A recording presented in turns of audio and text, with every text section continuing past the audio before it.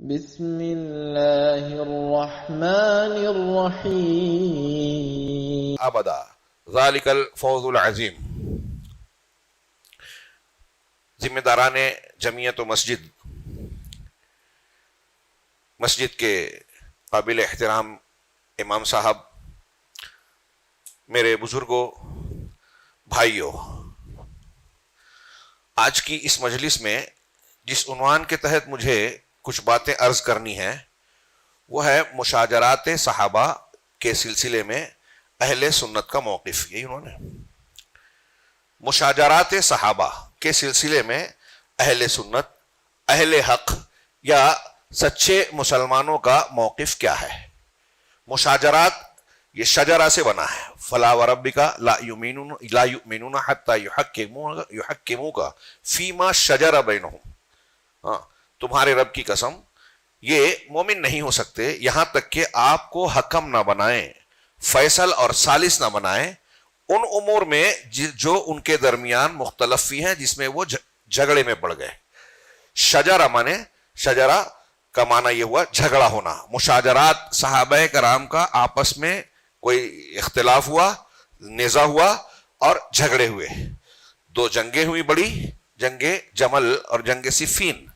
حضرت امیر معاویہ رضی اللہ تعالیٰ عنہ اور حضرت علی رضی اللہ تعالیٰ عنہ کے درمیان جنگ صفین ہوئی، اور پھر دوسری جنگ حضرت طلحہ، حضرت زبیر رضی اللہ عنہما جو عشرہ مبشرہ میں سے تھے، یہ ایک طرف، جن کے ساتھ ام المومنین حضرت عائشہ صدیقہ رضی اللہ تعالیٰ عنہا بھی تھی، مقابل میں سیدنا امیر المومنین حضرت علی رضی اللہ تعالیٰ عنہ تھے۔ تو یہ ان کے اختلاف یہاں تک پہنچے۔ جب ہم مشاجرات صحابہ کہتے ہیں تو عام طور سے یہی مفہوم ہوتا ہے، اور اسی کو سامنے رکھ کے جو بہت سارے معاملات دونوں طرف کے ہیں، روایات ہیں اور اس تناظر میں لوگوں کے موقف ہیں، اسی بنیاد پر یہ سوال اٹھا کہ اہل سنت والجماعت ان معاملات کے سلسلے میں کیا موقف رکھتے ہیں، کیا رکھنا چاہیے۔ مشاجرات صحابہ، صحابی اور صاحب کی جمع صحابہ۔ صحابی ہم کسے کہتے ہیں؟ اہل علم نے، علماء اصول نے صحابی رسول کی تعریف کی۔ صحابی کیا؟ صاحب کا معنی ساتھی۔ آپ میرے ساتھ ہیں، صاحب ہیں، ساتھی ہیں، یہ لغوی معنی ہے۔ جب ہم اصطلاح اسلام میں صحابی یا صاحب کہتے ہیں تو اس سے مراد کون لوگ ہوتے ہیں؟ علامہ ابن حجر عسقلانی اور دوسرے علماء نے تعریف کی صحابی کی، من لقی رسول اللہ صلی اللہ علیہ وسلم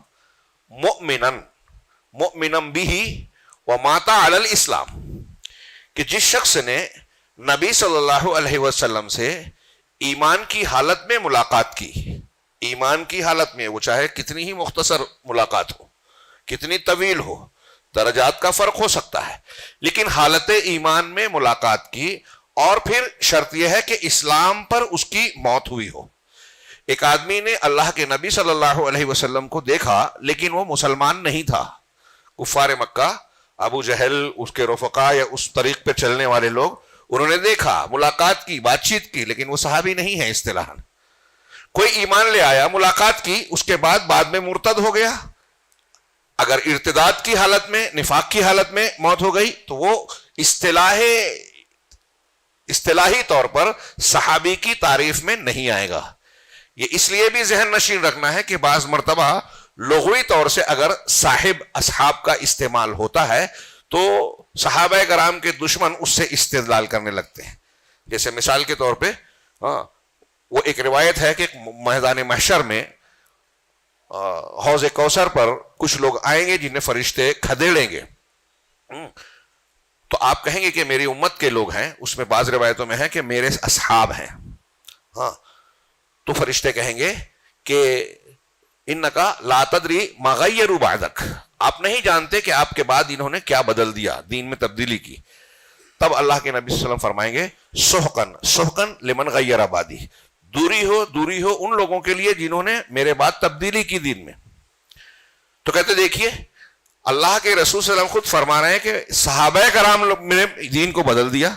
یہاں اصحاب کے لفظ کے استعمال کی کئی مفہوم بیان کیے کہ ایک عمومی اصحاب سے مراد آپ نے امت کے لوگوں کو کہا جو اس دور کے بھی ہیں اور بعد کے بھی ہیں.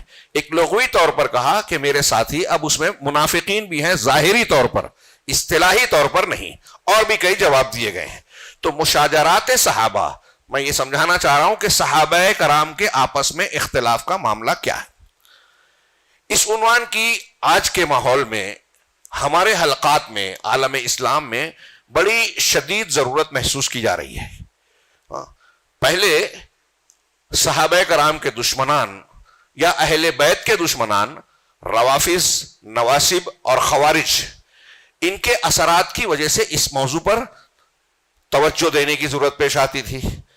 ایک لمبا عرصہ رہا کہ اہل السنہ والجماعہ کے اندر ان کے براہ راست اثرات نہیں تھے. گزشتہ چند دہائیوں میں کچھ تحریکیں، کچھ تنظیمیں، کچھ افراد مسلمان حلقوں میں سنیوں کے بیچ ایسے پیدا ہوئے، نمایاں ہوئے، جو کسی نہ کسی شکل میں اپنی فکر میں، عقیدے اور منہج میں انحراف کا شکار رہے، جنہوں نے کچھ خود ساختہ اصول بنائے، جنہوں نے قرآن و حدیث کے دلائل اور اہل سنت والجماعت کے اجماعی متفقہ عقائد کے مقابلے میں اپنے بنائے ہوئے اصولوں اور تاریخی روایات کو بنیاد بنا کر صحابہ کرام رضوان اللہ علیہم اجمعین پر کیچڑ اچھالنا شروع کر دیا اور رافضیت، خارجیت، ناصبیت کا راستہ ہموار کیا ہمارے درمیان، ہمارے حلقوں میں. اور ہم آج دیکھ رہے ہیں کہ نوجوانوں کے بہت سارے افراد اور حلقے جو علماء کرام سے دور ہیں، جو اہل السنہ والجماعہ کے متفقہ عقائد کو نہیں جانتے، جن کی قرآن و سنت کے نصوص پر کما حقہ نگاہ نہیں ہے اور اپنے آپ کو وہ عالم سمجھنے لگے ہیں، گوگل یا کسی ذریعے سے وہ کچھ باتوں کو جان لیتے ہیں، انفارمیشن لے لیتے ہیں اور کچھ شخصیات سے متاثر ہو جاتے ہیں کہ فلاں تو ٹی وی چینل پہ آتے ہیں، فلاں کے اتنے فالوورز ہیں، ان کو سبسکرائب اور لائک کرنے والی اتنی بڑی تعداد ہے، لہذا وہ اس سے متاثر ہو جاتے ہیں اور پھر یہ نہیں دیکھ پاتے کہ وہ کتنی بڑی گمراہی کا شکار ہیں. قرآن و سنت سے ثابت شدہ چیز اور مسلمانوں کے اجماعی مسائل سے مخالفت کرتے ہیں، اس کی پرواہ نہیں کرتے. یہ بہت بڑی مصیبت ہے. اور اس بنیاد پر ہم دیکھ رہے ہیں کہ ہمارے درمیان بتدریج کچھ ایسے لوگ پائے جاتے ہیں، بڑھتے جاتے ہیں، جو صحابہ کرام پر نقد و تنقید کرنے میں، اپنی زبان تان کو دراز کرنے میں کچھ ہچکچاہٹ محسوس نہیں کرتے، شرماتے نہیں ہیں، ڈرتے نہیں ہیں، اللہ کا خوف نہیں ہے، انہیں اس بات کا احساس نہیں ہے کہ وہ کتنا بڑا جرم کر رہے ہیں، قرآن و سنت کی کتنی بڑی مخالفت کر رہے ہیں. کوئی انجینئر پیدا ہوا ہمارے یہاں، خلافت و ملوکیت کی شرعی حیثیت کے نام پر مولانا ابو العلا مودودی صاحب نے کتاب لکھی کہ کس طرح خلافت ملوکیت میں تبدیل ہوئی. پھر ان کے نقش قدم پر چلتے ہوئے ان کے موافقین، اور پھر عالم عرب میں، مصر میں اخوان المسلمین، اس میں سب سے بڑھ کر سید قطب کا نام ہے، جنہوں نے صحابہ کرام کو نقد و تنقید کا نشانہ بنایا. مولانا ابو العلا مودودی صاحب بھی، انہوں نے بھی. یہ جب ہم کسی جماعت اسلامی کے لوگوں سے کہتے ہیں تو کہتے ہیں غلط بات ہے. خلافت و ملوکیت، ان کی کتاب کو پڑھنے والے بے شمار لوگ ملیں گے جو صحابہ کرام کی عزت نہیں کرتے. میں نے اپنے کانوں سے سنا ہے، ایک صاحب ہم سے بحث کر رہے تھے کہ نہیں ایسا نہیں ہے. تھوڑی دیر کے بعد ایک دوسرے صاحب وہاں پہنچ گئے اور سنا جب انہوں نے بحث تو سمجھے بغیر انہوں نے درمیان میں کہا کہ جب سے میں نے مولانا ابو العلا مودودی صاحب کی کتاب خلافت و ملوکیت پڑھی ہے، تب سے حضرت امیر معاویہ، حضرت مغیرہ بن شعبہ، حضرت عمرو بن عاص رضی اللہ عنہم، کہیے رضی اللہ عنہم، صحابہ کرام ہیں یہ. اس نے کہا کہ ان کو رضی اللہ عنہ یا رضی اللہ عنہم کہنے کا میرا دل نہیں ہوتا. ہم سے زیر بحث کرنے والے آدمی خاموش ہو گئے، ان کو وہیں کے وہیں ثبوت مل گیا اور وہ ان کے دوست تھے. مولانا مودودی صاحب، ان کے ہاں جماعت اسلامی کے لوگ بہت دنوں تک مولانا مودودی کا ایک جملہ دہراتے رہے کہ کوئی بھی تنقید سے بالا تر نہیں. اور جب ہم تاریخ بتا رہے ہیں تو خلافت کس طرح ملوکیت میں تبدیل ہوئی، اسے بیان کرنے کے لیے صحابہ کرام کا جو کردار ہے اس پر نقد کرنا تو لازمی تقاضا ہے. فَإِنَّا لِلَّهِ وَإِنَّا إِلَيْهِ رَاجِعُونَ. یہاں جتنے لوگ حاضر ہیں، بزرگ ہوں، جوان ہوں، بچے ہوں، ایک بات دماغ میں رکھ لیجئے، سب سے پہلی اصول کے طور پر نقش کر کے لکھ لیجئے اسے، کہ صحابہ کرام کا طبقہ ہمارے لیے دنیا کے دیگر انسانوں کے طبقات کی طرح تاریخی حیثیت کا صرف حامل نہیں ہے. ہم ان پر گفتگو تاریخ کے حوالے سے صرف نہیں کریں گے، وہ تاریخ کی بات نہیں ہے، یا جس طرح ہم تاریخی اعتبار سے دوسروں کے تعلق سے گفتگو کرتے ہیں، صحابہ کرام سے یہ کرنا جائز نہیں ہے. علی وجہ البصیرہ، دلائل کی بنیاد پر کہہ رہا ہوں. صحابہ کرام کو جب ہم کہتے ہیں کہ الصحابۃ کلہم عدول، صحابہ سب کے سب عادل ہیں، جب ہم کہتے ہیں کہ صحابہ کرام میں سے ہر کوئی سے ہم کو محبت رکھنا، ولایت رکھنا، رضی اللہ عنہ کہنا ضروری ہے، تو یہ صرف اندھی عقیدت کی بنیاد پر نہیں ہے، یہ ہمارے عقیدے کا حصہ ہے، عقیدے کا حصہ ہے. اللہ تبارک و تعالیٰ نے جن لوگوں کی جرح کی، دیکھیے ہمارے ہاں ایک بات کہی جاتی ہے، اگر میں ایک اصول کی بات بتا رہا ہوں، ہاں علماء کرام جانتے ہیں کہ حدیث کی جب روایت کی جاتی ہے تو تابعین تک راویوں کو چھانا پھٹکا جاتا ہے. اگر یہ ثابت ہو جائے کہ کوئی روایت صحابی رسول کی ہے، اللہ کے رسول کے صحابی تک پہنچ جائے مضبوط اور ثقہ ذریعوں سے، تو صحابی رسول کی چھان بین نہیں کی جاتی کہ ان سے خطا ہوئی، غلطی ہوئی، مجروح ہیں، ان پر کسی نے جرح کی، نہیں کی جاتی. اور وہیں کہا جاتا ہے صحابۃ کلہم عدول. کیوں نہیں کی جاتی؟ اور کیوں ہم کہہ رہے ہیں کہ صحابہ سب کے سب عدول ہیں، عدل والے؟ یہ عدل اصطلاحی ہے، صرف انصاف کے معنی میں نہیں. اس میں 4-5 صفات اکٹھا ہوتی ہیں. جب کہتے ہیں ہم کہ یہ حدیث صحیح ہے تو حدیث صحیح ہونے کے لیے 5 شرطیں ہیں. اس میں سے پہلی ہے کہ اس کو روایت کرنے والے راوی جو ہے عدل ہو. آپ اس کی تشریح پڑھیے، میں وقت میرا گھٹ جائے گا. تو صحابہ کو عدول ہم کیوں کہتے ہیں؟ اس سلسلے میں کسی نقد و تنقید، جرح کی ضرورت کیوں نہیں ہے؟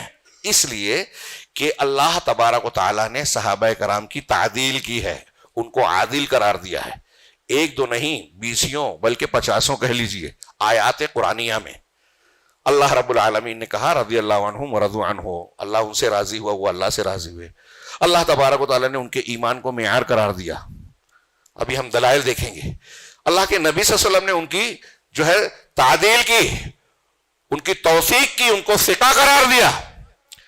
اب جس کو اللہ تبارک و تعالیٰ نے کہا ہو کہ یہ عادل ہوں، اللہ ان سے راضی ہوا، کیا ہم اور آپ اس پہ کیڑا نکال سکتے ہیں؟ اگر ہم نکالیں گے تو اس کا مطلب کیا ہوا؟ وہ لوگ جو کوئی بھی تنقید سے بالا تر نہیں کا اصول مانتے ہیں اور اس میں صحابہ کو بھی گھسیٹتے ہیں، وہ لوگ جو رافضیت سے متاثر ہیں، نئے جاہل علاماؤں سے متاثر ہیں کہ ان کے اتنے سننے والے ہیں، اتنے وہ لائک کرنے والے ہیں، ہاں، تو ان سے متاثر ہو کہ امیر معاویہ رضی اللہ تعالیٰ عنہ، ام المومنین عائشہ صدیقہ رضی اللہ تعالی عنہا اور بعض صحابہ یا کئی صحابہ کرام کو ہدف تنقید بناتے ہیں، تان و تشنیع کرتے ہیں. وہ یہ سن لیں، اچھی طرح سمجھ لیں کہ جب وہ ان پر نقد کرتے ہیں تو اللہ تبارک و تعالیٰ کی مخالفت کر رہے ہیں، ہماری نہیں. ہاں، کوئی نوجوان یہ کہتا ہے کہ آپ فلاں کی کا دفاع کر رہے ہیں، یہ کر رہے ہیں، وہ کر رہے ہیں، تو وہ دنیا کی بحثیں چھوڑ دیجئے، موٹا معاملہ سوچئے کہ اللہ تبارک و تعالیٰ نے جب ان کی تعدیل کی ہے تو آپ ان کی مخالفت کر کے آپ کس کا رد کر رہے ہیں؟ اللہ کا. رسول اللہ صلی اللہ علیہ وسلم نے جب کہا ہے کہ میرے صحابیوں کو برا بھلا نہ کہو، اور آپ کہہ رہے ہیں، تو آپ کس کی مخالفت کر رہے ہیں؟ رسول اللہ صلی اللہ علیہ وسلم کی. تو میں یہ عرض کرنا چاہتا ہوں، پہلی بات دماغ میں رکھیے کہ صحابہ کرام کا معاملہ یہ تاریخی معاملہ نہیں ہے. تاریخ کی جھوٹی سچی روایتوں پر ان کو ہم رد نہیں کر سکتے، پرکھ نہیں سکتے. اس کے تعلق سے ہمارا موقف کیا ہے آگے ابھی ہم جانیں گے انشاءاللہ. کیوں؟ اب یہ صحابہ کرام کا مقام، مرتبہ، حیثیت کیا ہے، اس کے چند دلائل بہت ہی سرسری انداز میں، ورنہ محدود وقت میں اگر ایک دلیل پر لمبی گفتگو ہو تو بہت ہی طویل بات ہو جائے گی. چنانچہ اللہ تبارک و تعالیٰ کا ایک ارشاد سورہ توبہ کی آیت نمبر 100 میں نے آپ کے سامنے پڑھی تھی، وَالسَّابِقُونَ الْأَوَّلُونَ مِنَ الْمُهَاجِرِينَ وَالْأَنصَارِ. مہاجرین اور انصار میں پہل ایمان لانے والے، اول سبقت کرنے والے، ان کا کیا درجہ ہے یہاں آیت میں ملاحظہ فرمائیں اور دوسری روایتوں میں. ہاں، وَالَّذِينَ اتَّبَعُوهُمْ بِإِحْسَانٍ، اور وہ لوگ جنہوں نے ان سابقون الاولون کی اتباع کی احسان کے ساتھ. ہاں، ان کے سب سے پہلے صحابہ کرام کی اتباع کرنے والے تابعین ہیں. ہاں، احسان کے ساتھ، دلیل کے ساتھ. احسان کے ساتھ مطلب بھلائی کے ساتھ، دلیل کے ساتھ، اندھے بہرے ہو کر نہیں، دلائل کی بنیاد پر، اچھائی کی بنیاد پر، جنہوں نے ان کی پیروی کی اتباع پہ، یعنی صحابہ کرام کے نقش قدم پر چلے. کون کہہ رہا ہے؟ رب العالمین. صحابہ، انصار، اور پہلے مہاجرین کہا پھر انصار. ہاں، ان سے اللہ آگے کہہ رہا ہے رضی اللہ عنہم، اللہ ان سے راضی ہوا. راضی کا مطلب اللہ خوش ہے، مطمئن ہے. جن سے اللہ کہہ رہا ہے کہ میں راضی ہوں، مطلب ان کا عقیدہ غلط ہو سکتا ہے، ان کی عبادت میں خامیاں ہو سکتی ہیں، ان کے کردار اور اخلاق ایسے ہو سکتے ہیں کہ ہم آپ جیسے لوگ اس پر نقد و تنقید کریں، کوئی تنقید سے بالا تر نہیں کہیں. مولانا ابو العلا مودودی صاحب کا یہ اصول جماعت اسلامی کے ہمارے بھائی سن لیں، قرآن کے خلاف ہے. ہم نہیں کہتے، کوئی بھی تنقید سے بالا تر نہیں، دوسروں کے لیے ہو سکتا ہے، انبیاء کے لیے نہیں ہے، صحابہ کے لیے نہیں ہے. کیوں؟ اس لیے کہ اللہ ان سے راضی ہے. جس سے اللہ راضی ہے، اگر اس سے کوئی ناراض ہے تو اس کا ایمان ٹھیک ٹھاک کہلائے گا؟ روافض صحابہ کرام کو گالیاں دیتے ہیں، تبرہ کرتے ہیں، برا بھلا کہتے ہیں. نواسب اہل بیت کی مخالفت کرتے ہیں.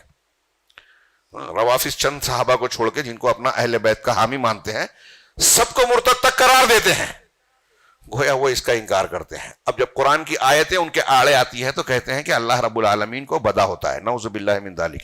شیعوں کے روافض کے عقیدے میں ایک عقیدہ ہے بدا، یعنی ظاہر ہونا. اس سے مراد ان کی یہ ہے کہ اللہ تبارک و تعالیٰ کو بھی کچھ چیزیں ایسی ہیں جو پہلے سے معلوم نہیں تھی، بعد میں معلوم ہوتی ہے.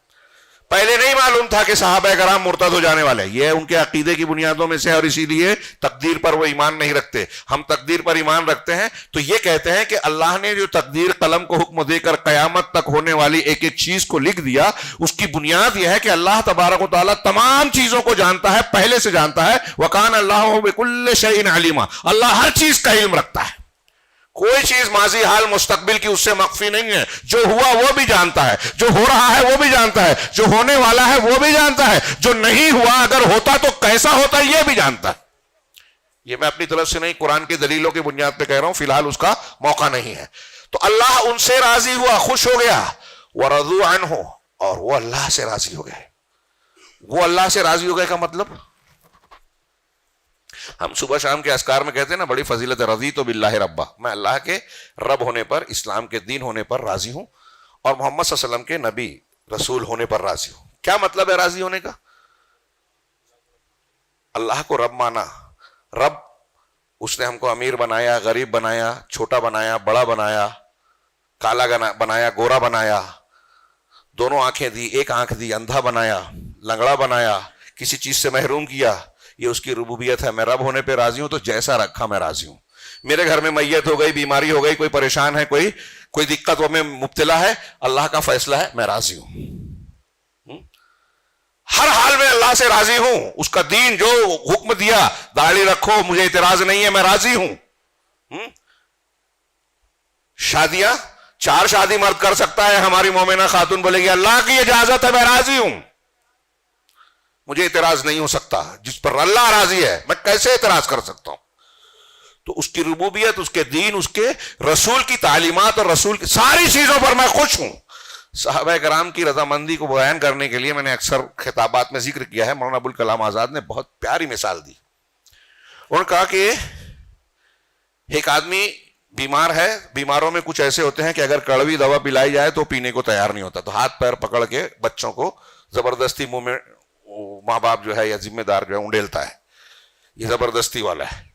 کچھ ایسے ہوتے ہیں کہ بیمار ہیں، انہیں احساس ہے کہ ہاں مجھے اچھا ہونے کے لیے دوا کھانی ہی پڑے گی، تو مجبور ہو کے منہ بگاڑ کے زبردستی ناک بند کر کے اپنی دوا استعمال کرتے ہیں. لیکن کچھ ایسے ہوتے ہیں بیمار کہ کڑوی دوا کو اس طرح پیتے ہیں جیسے کوئی میٹھا شربت پیتا ہے، شیریں لذت لے کر شربت کی طرح اس کو پیتا ہے، کڑوے شربت. مولانا آزاد نے کہا کہ ایسے ہی اہل ایمان میں ہیں، مسلمانوں میں ہیں. کچھ زبردستی کیے جاتے ہیں کہ آپ زبردستی نماز پڑھیے، یہ کریے وہ کریے، جیسے منافقین یا کچھ اچھے ایمان والے. کچھ ایسے ہوتے ہیں کہ کرتے تو ہیں لیکن ایک طرح کی کراہت بوجھ سمجھ کر دین کے تقاضوں پر عمل کرتے ہیں. لیکن کچھ ایسے ہوتے ہیں جو اللہ کے راستے میں دین کے معاملے میں آنے والی تکالیف میں لذت محسوس کرتے ہیں. مولانا آزاد نے کہا کہ صحابہ اور صحابہ میں جو سابقین اولین ہیں جن کا اس آیت میں ذکر ہے، ان کا معاملہ ہم اسی طرح سے دیکھتے ہیں، اور انہوں نے کچھ واقعات بیان کیے. میں ایک واقعے کی طرف صرف اس میں سے اشارہ کروں. غزوہ احد میں ابو عمارہ انصاری صحابی رسول تھے.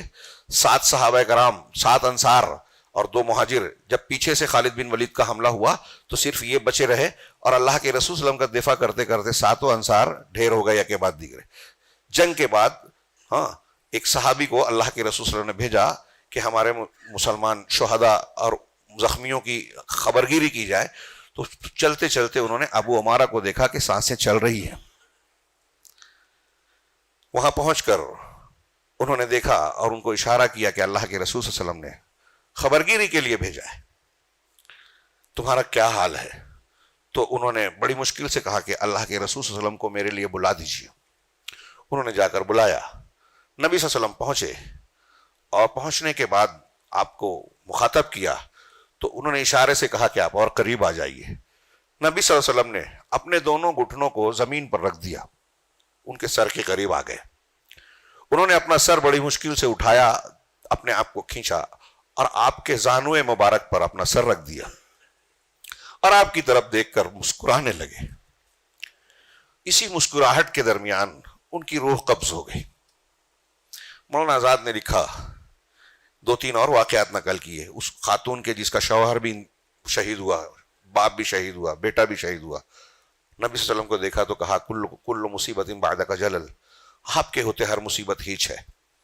تو مولانا آزاد نے تبصرہ کیا کہ یہ اللہ سے راضی ہونے کی انتہائی شکل ہے کہ سابقون الاولون نے خاک و خون میں لوٹتے ہوئے جس طرح مسکرا کر موت کا استقبال کیا، دنیا میں کوئی انسان آرام دہ بستر پر موت کو گلے نہیں لگاتا. رضی اللہ عنہم ورضوا عنہ.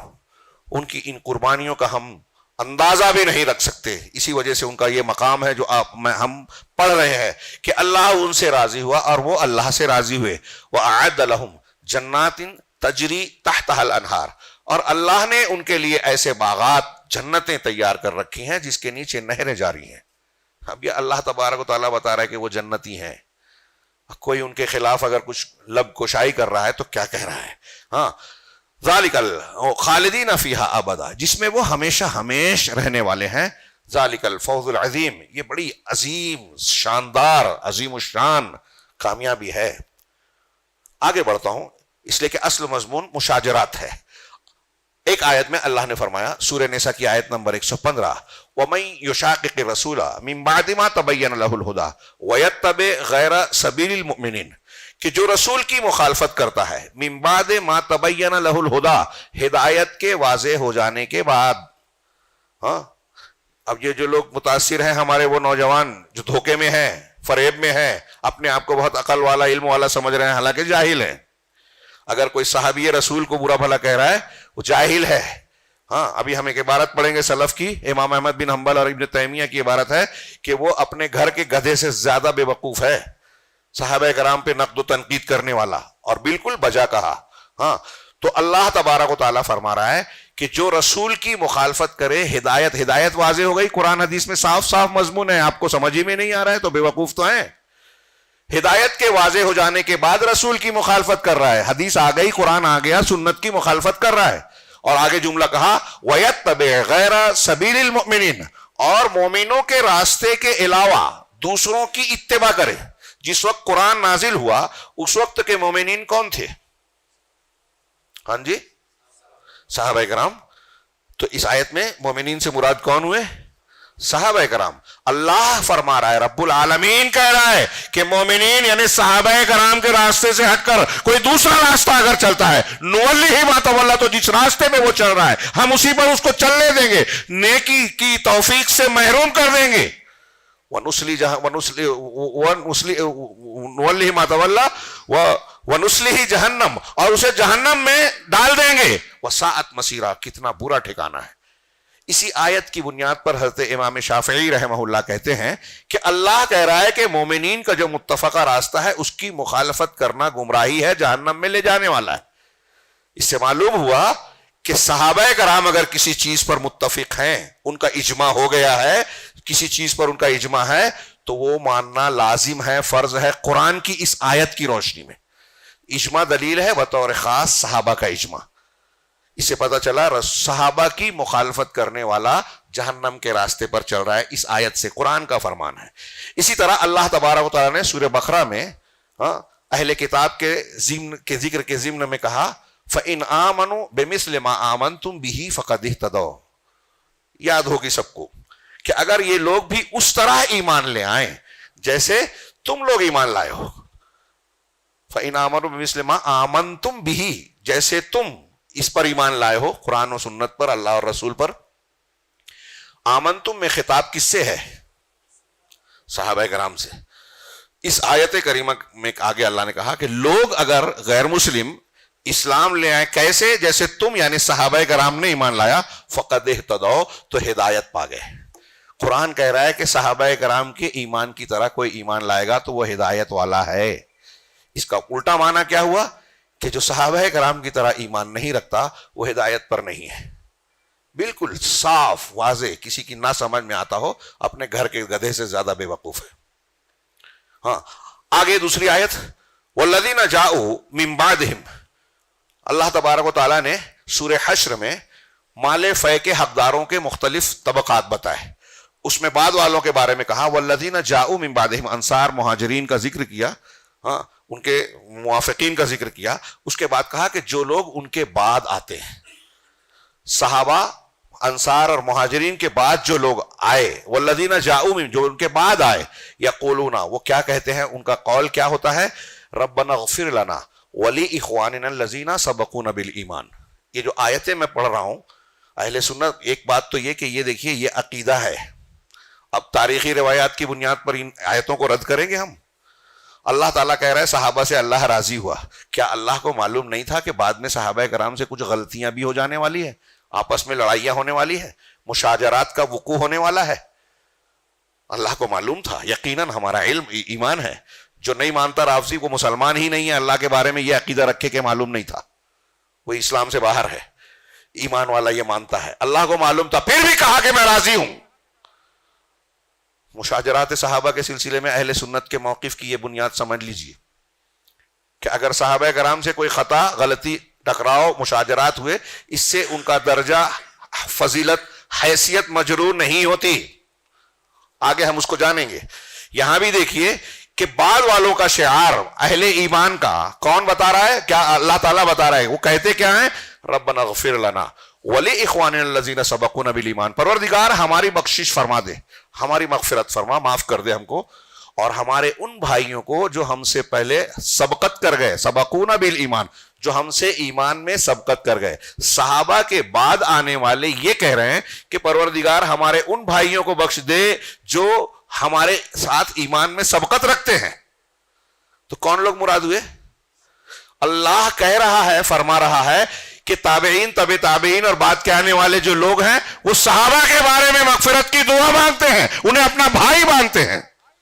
اس لیے امام مالک رحمہ اللہ اور بعض دوسرے اہل علم نے کہا کہ اگر کوئی ایسا شخص جو اپنے آپ کو چاہے مسلمان کہتا ہو، اگر صحابہ کرام پر کو برا بھلا بولے، کسی ایک صحابی کو گالی دے، برا بھلا کہے، تو وہ مسلمانوں میں شمار نہیں ہوگا، اس کو مسلمانوں کے مال فہ میں حصہ نہیں ملے گا، وہ اس کا حقدار نہیں ہوگا۔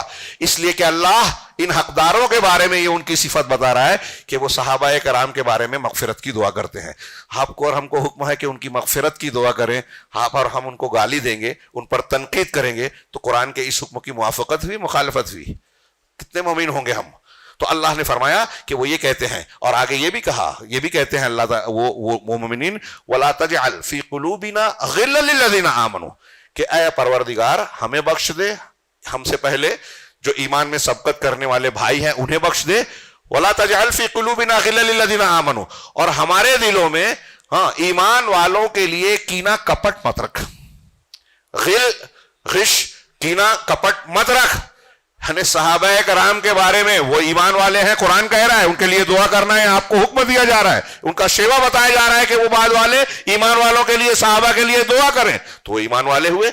اب ایمان والوں کے لیے کہا کہ دل میں کینہ نہ رکھے. اس کا مطلب جو اگر صحابہ کرام کے تعلق سے دل میں کینہ کپٹ رکھتا ہے, بغض و عناد رکھتا ہے, کہتا ہے کہ مجھے رضی اللہ عنہ کہنے کا دل نہیں ہوتا, تو وہ اس دعا سے محروم ہے, یا اللہ کے اس فرمان کے مطابق وہ ایمان والے میں ہے کہ نہیں, غور کرنے کی بات ہے. ہاں, وَلَا تَجْعَلْ فِي قُلُوبِنَا غِلًّا لِّلَّذِينَ آمَنُوا رَبَّنَا إِنَّكَ رَءُوفٌ رَحِيمٌ. پروردگار تو بڑا مہربان ہے, رؤوف ہے, ہاں رافت والا, نرمی والا, رحیم ہے, مہربان ہے, رحمت والا ہے. ایک اور آیت, هو الذی بعث فی الامیین رسولا. گھڑی بہت تیزی سے آگے بڑھ رہی ہے, اس لیے میں بھی مضمون کو تیزی سے آگے بڑھاتا ہوں. ہاں, هو الذی بعث فی الامیین رسولا, وہی اللہ ہے جس نے امیین میں ایک رسول بھیجا. بڑے زبردست اللہ کے کلام, کچھ بھی ہو آپ غور کرتے جائیں, معانی کے سمندر ہیں, ڈوبتے جائیں. محصلہ میں نے اس آیت پر لمبی چوڑی تقریر کی تھی اور مجھے احساس تھا کہ بہت کچھ باقی ہے, یہاں تو اتنا موقع بھی نہیں ہے. ہاں, اللہ نے فرمایا کہ وہی ہے جس نے امیوں میں رسول کو بھیجا. انہی میں سے امیوں میں سے, وہ بھی امی ہے, رسول امی صحابہ میں سے ہیں, انسان ہیں, بشر ہیں. ہاں, جو اللہ کے رسول کو بشر یا بشریت کے دائرے سے خارج مانتے ہیں, قرآن کے ایسے فرامین پر غور کریں. ہاں, کہ ان کی یہ بات قرآن کے خلاف ہے. یتلو علیہم آیاتی, محمد صلی اللہ علیہ وسلم جو مبعوث ہوئے تو یہ ان پر اللہ کی آیتوں کی تلاوت کرتے ہیں. وَيُزَكِّيهِمْ, اور ان کا تزکیہ کرتے ہیں.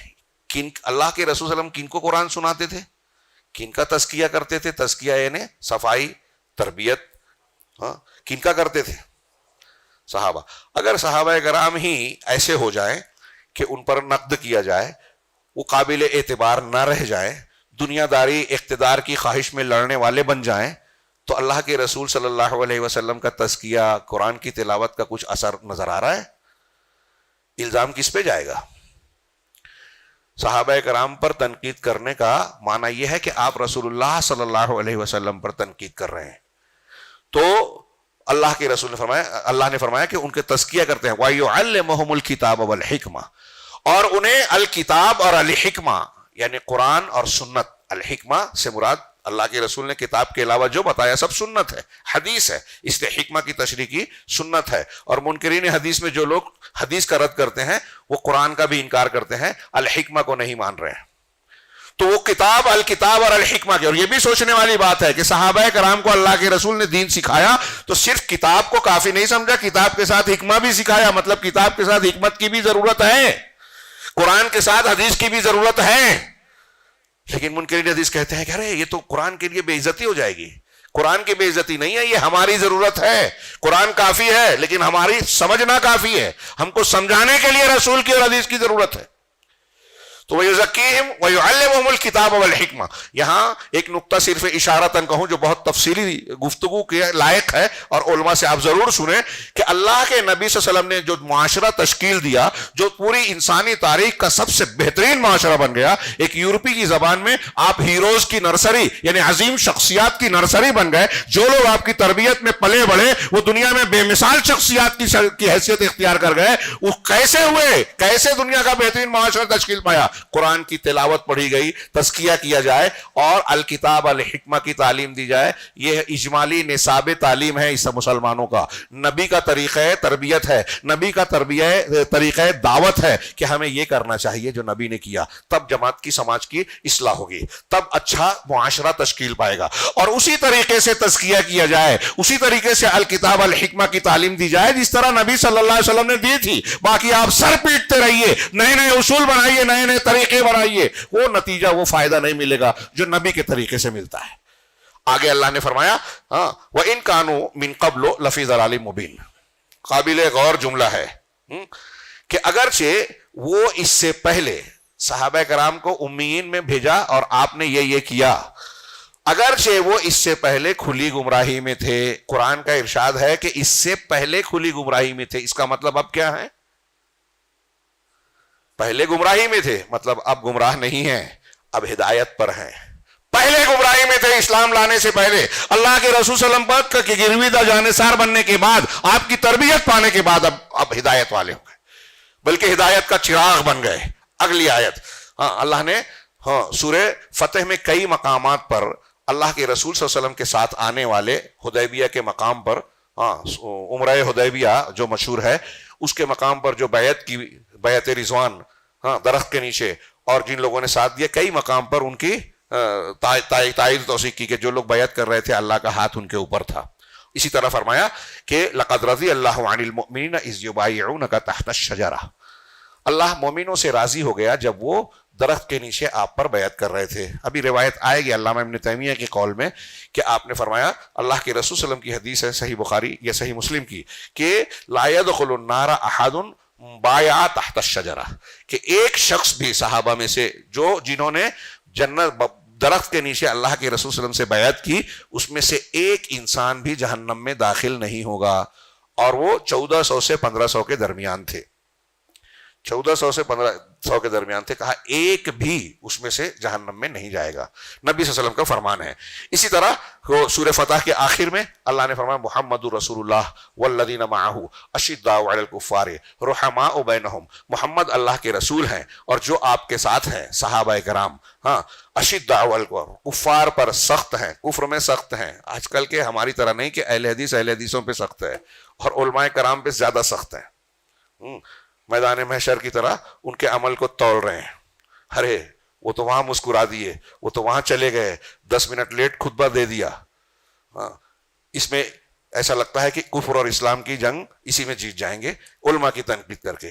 یہ کسی قوم کی پستی اور انحطاط کی علامت ہے. لکھ لیجئے یہ جو میں کہہ رہا ہوں، آپ کو ہو سکتا ہے میری اس بات کو رد کرنے کے لیے میری خامیاں کچھ بیان کر دی جائے، میں انسان ہوں، خامیاں ہیں، آج کے زمانے کا ہوں، ہاں لیکن یہ اسلام کا طریقہ نہیں ہے جو آج ہمارے یہاں عام طور سے رواج پا رہا ہے نوجوانوں میں. ہاں تکفیر تک کر جاتے ہیں علماء کرام کی. یہ خارجیت ہے، گمراہی ہے، اہل سنت قرآن و حدیث کے متفقہ طریقے کے خلاف ہے. ہاں تو خیر جو لوگ ساتھ ہیں اللہ کے رسول کے، وہ کفار پہ سخت ہیں، کفر میں شرک سے نفرت کرتے ہیں، اپنے لوگوں سے نہیں، غلطیاں ہوتی ہیں معاف کرتے ہیں. اپنے یہاں چھوٹی چھوٹی باتوں کو پکڑ کر شادی میں نہیں جائیں گے، اس میں نہیں جائیں گے، اس میں نہیں جائیں گے. شرک ہو رہا ہے تو پیشانی پہ بل نہیں ہو رہا ہے، بدعت آ رہا ہے اس کا مسئلہ ہے، اس پہ لڑیے، شرک اور بدعت پہ اللہ کی مدد ملے گی.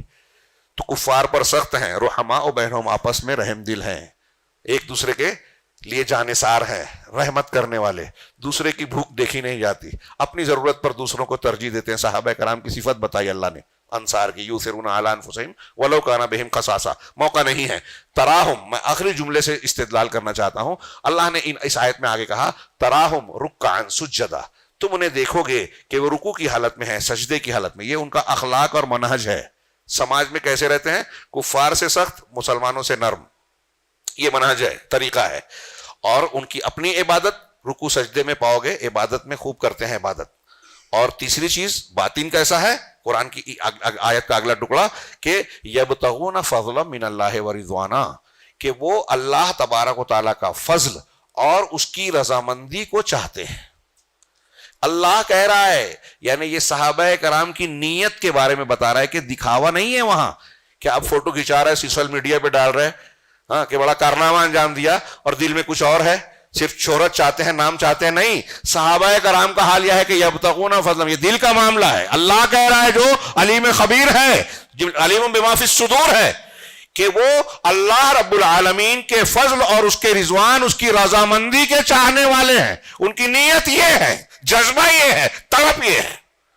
صحابہ کرام کے باطن کا تصفیہ اللہ کہہ رہا ہے.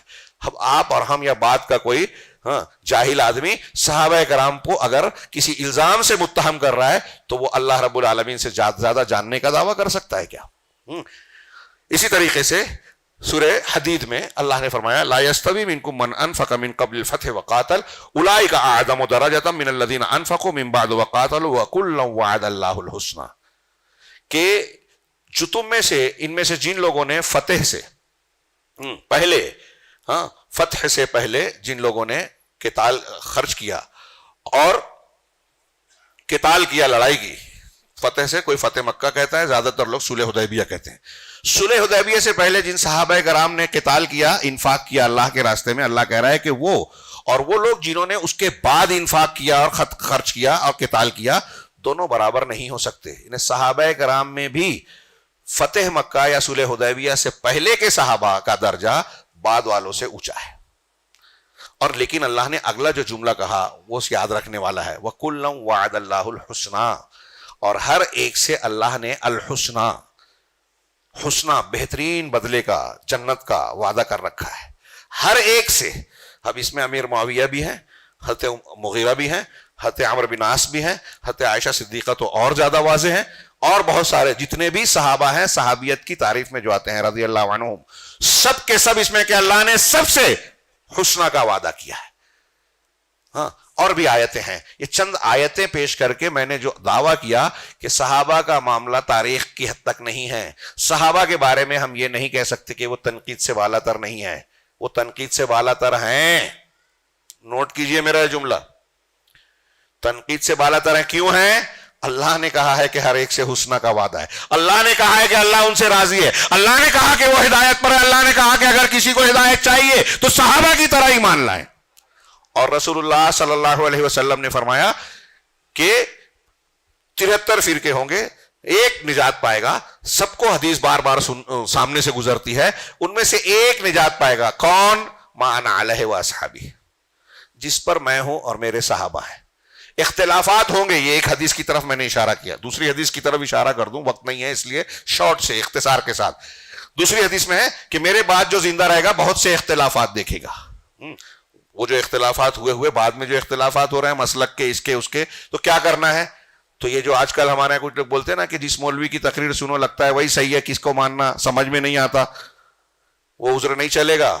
قرآن حدیث اتنا گنجلک نہیں ہے کہ آپ کی سمجھ میں نہ آئے، اللہ کی ہدایت بالکل سورج کی طرح روشن ہے، واضح ہے، صاف ہے۔ آپ کے اندر جذبہ خیر ہے، دعا کیجئے، توفیق مانگیے اور تلاش کیجئے، بہت آسانی سے ملے گا۔ اللہ کے رسول نے فرمایا جو تم میں میرے بعد زندہ رہے گا تو اس کو اختلافات میں بچنا ہے، ہدایت پر رہنا ہے، تو علیکم بسنتی، علیکم بسنتی وسنت الخلفاء الراشدین۔ امام مالک وغیرہ کہتے تھے السنت سفینۃ النجات، سنت نجات کی کشتی ہے، طوفان نوح ہو یا کوئی بھی طوفان ہو، آپ کو بچنا ہے تو سنت کی کشتی میں سوار ہوئیے۔ ہاں، یہاں اللہ کے رسول نے فرمایا تم پر میری سنت اور میرے خلفائے راشدین کی سنت لازم ہے، اس کو عزو علیہا بالنواجذ، دانتوں سے اس کو اچھی طرح پکڑ لو۔ تشریح کا، لمبی چوڑی تشریح کا موقع نہیں ہے، بڑی پیاری حدیث آپ نے بارہا سنی ہے، لیکن اس سے پتہ چلا کہ اختلاف ہوگا یہ رسول کو معلوم تھا، بتایا کہ اختلاف ہوگا، اللہ کو معلوم تھا، اللہ نے رسول کو بتایا، انہوں نے ہم کو بتایا، اور بتایا کہ اختلاف ہوگا، یہ نہیں کہا کہ فلاں امام کا دامن تھامنا، فلاں سلسلے سے وابستہ ہو کے بیعت کر لینا، فلاں بزرگ کے پیچھے جانا، فلاں تنظیم تشکیل پائے گی اس کو اختیار کرنا، کہا میری سنت، میرے خلفاء کی سنت۔ اور 73 فرقے والی حدیث میں کہا کہ وہ نجات پائے گا جو میرے طریقے پر، میرے منہج پر اور صحابہ کے طریقے پر ہو۔ صحابہ کرام کا منہج نجات کا معیار ہے اس حدیث کے مطابق، میرا طریقہ اور میرے صحابہ کا طریقہ جو اختیار کرے گا، جو طبقہ، تن سمپل واضح، نام نہیں لیا آپ نے، کلیئر بتا دیا۔ صحابہ کرام کا منہج عقیدے میں، عبادات میں، اخلاقیات میں، معاملات میں، مسئلے مسائل میں، علوم و فقہ میں، ہر معاملے میں صحابہ کرام معیار بن گئے، جو آیتیں میں نے پڑھی اور یہ جو ایک دو حدیث کی طرف میں نے اشارہ کیا۔ اسی طرح حضرت عبد الرحمن بن عوف، حضرت خالد بن ولید میں کچھ تکرار ہو گئی۔ حضرت خالد نے رضی اللہ تعالیٰ عنہ حضرت عبد الرحمن بن عوف کو کچھ برا بھلا کہہ دیا، نبی صلی اللہ علیہ وسلم کو پتہ چلا، آپ نے بلایا اور کہا خالد تم عبد الرحمن کو برا کہتے ہو۔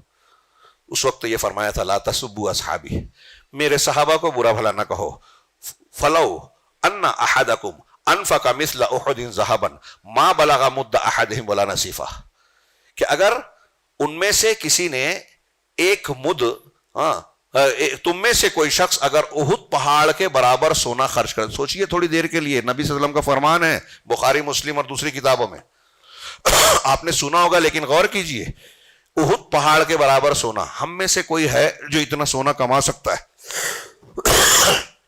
آج دنیا کا جو امیر ترین شخص ہو، حکومتیں جس کا فیور کر رہی ہے، وہ اڈانی ہو کوئی اور ہو، ان کے بارے میں ہم کہہ سکتے ہیں کہ وہ احد پہاڑ کے برابر سونا کما لیں گے؟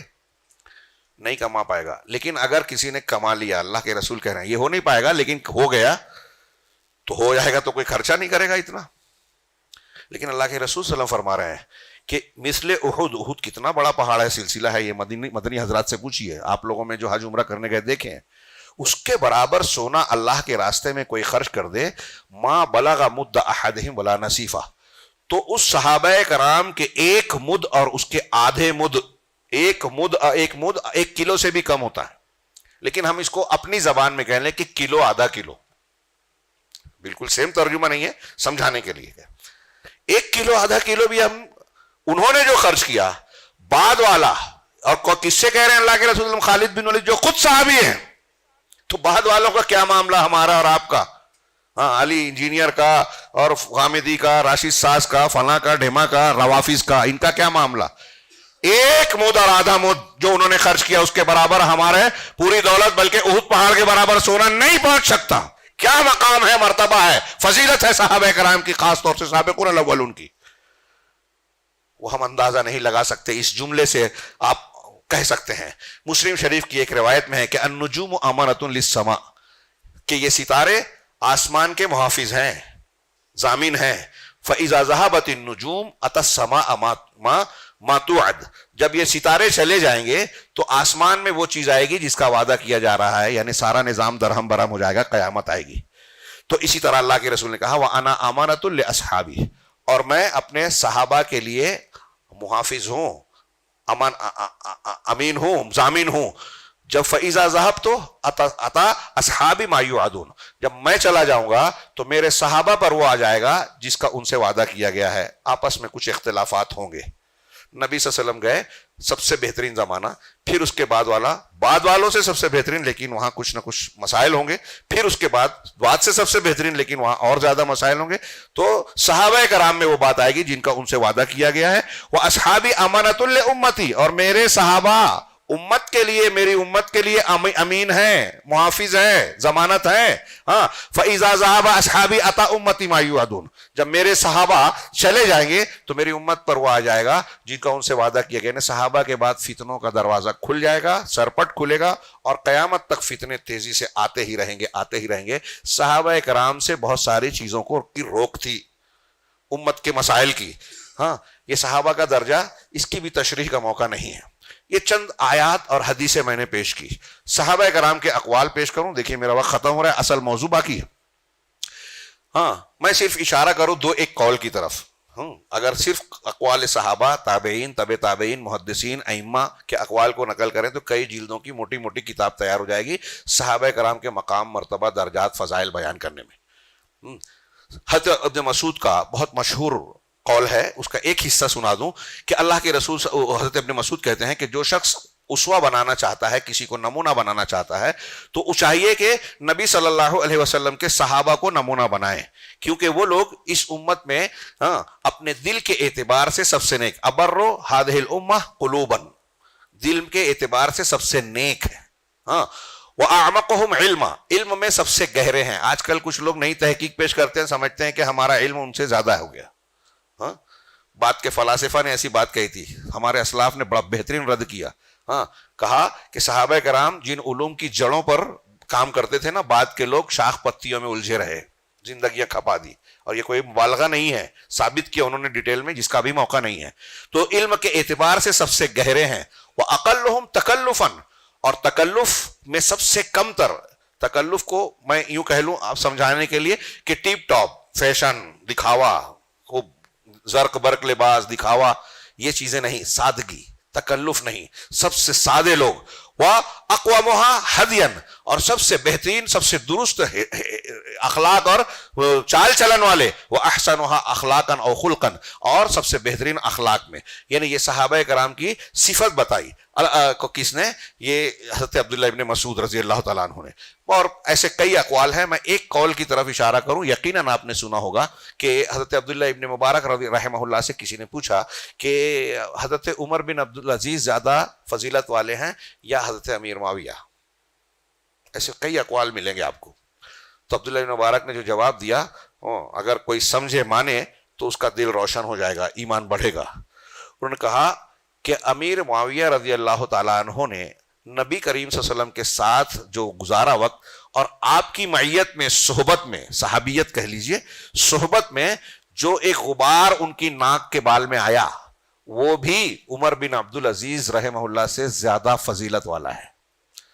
حضرت امیر معاویہ کی ناک میں نبی صلی اللہ علیہ وسلم کی سنگت اور صحبت میں جو گرد و غبار کا ٹکڑا آیا نا، حصہ آیا، کوئی گرد آئی، تو وہ بھی حضرت امیر معاویہ رضی اللہ تعالیٰ عنہ کی حضرت عمر بن عبدالعزیز سے زیادہ فضیلت والی ہے.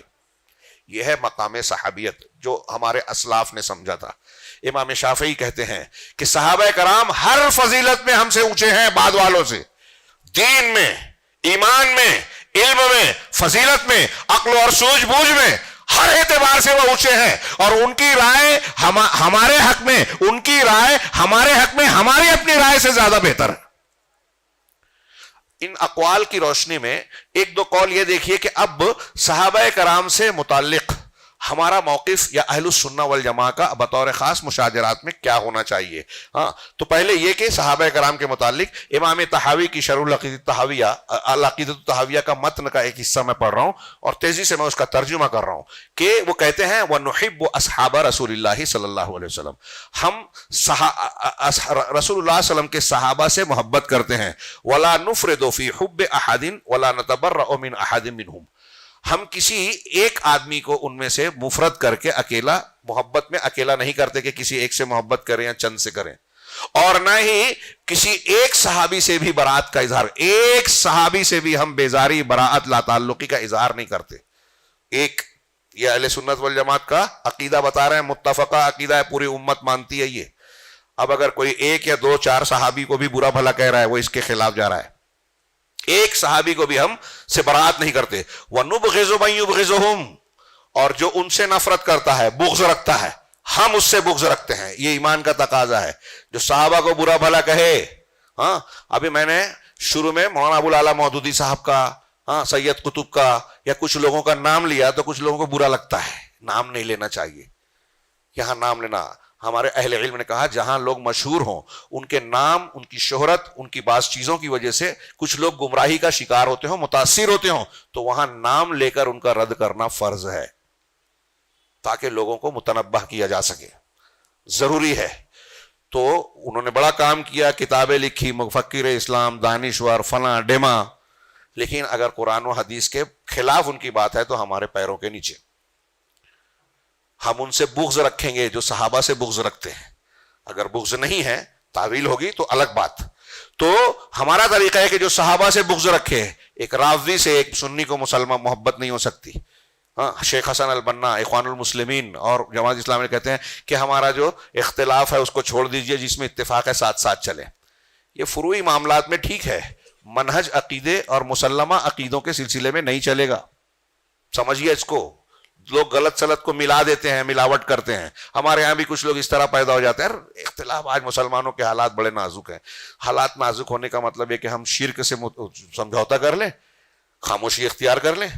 ہمارے حالات اسی لیے ناگفتہ بے ہیں کہ ہم شرک کو برداشت کر رہے ہیں. اس لیے ناگفتہ بے ہیں کہ ہم سنتوں کی مخالفت کو جھیل رہے ہیں، بدعتوں کو چلنے دے رہے ہیں. اس لیے ہمارے حالات خراب ہیں کہ ہم صحابہ کرام سے کے بغض رکھنے والوں کو پنپنے دے رہے ہیں. چپ ہے، وہاں خاموش ہے. آپ کے ابا کو کوئی گالی دے تو آپ کہیں گے کہ چھوڑوں گا نہیں. یہ باپ اور ان سے زیادہ بڑھ کر معاملہ ہے. یہ قرآن و حدیث کو رد کرنے والی بات ہے جو صحابہ کرام پر تنقید کر رہا ہے. تو ہم ان سے بغض رکھتے ہیں جو ان سے بغض رکھتا ہے.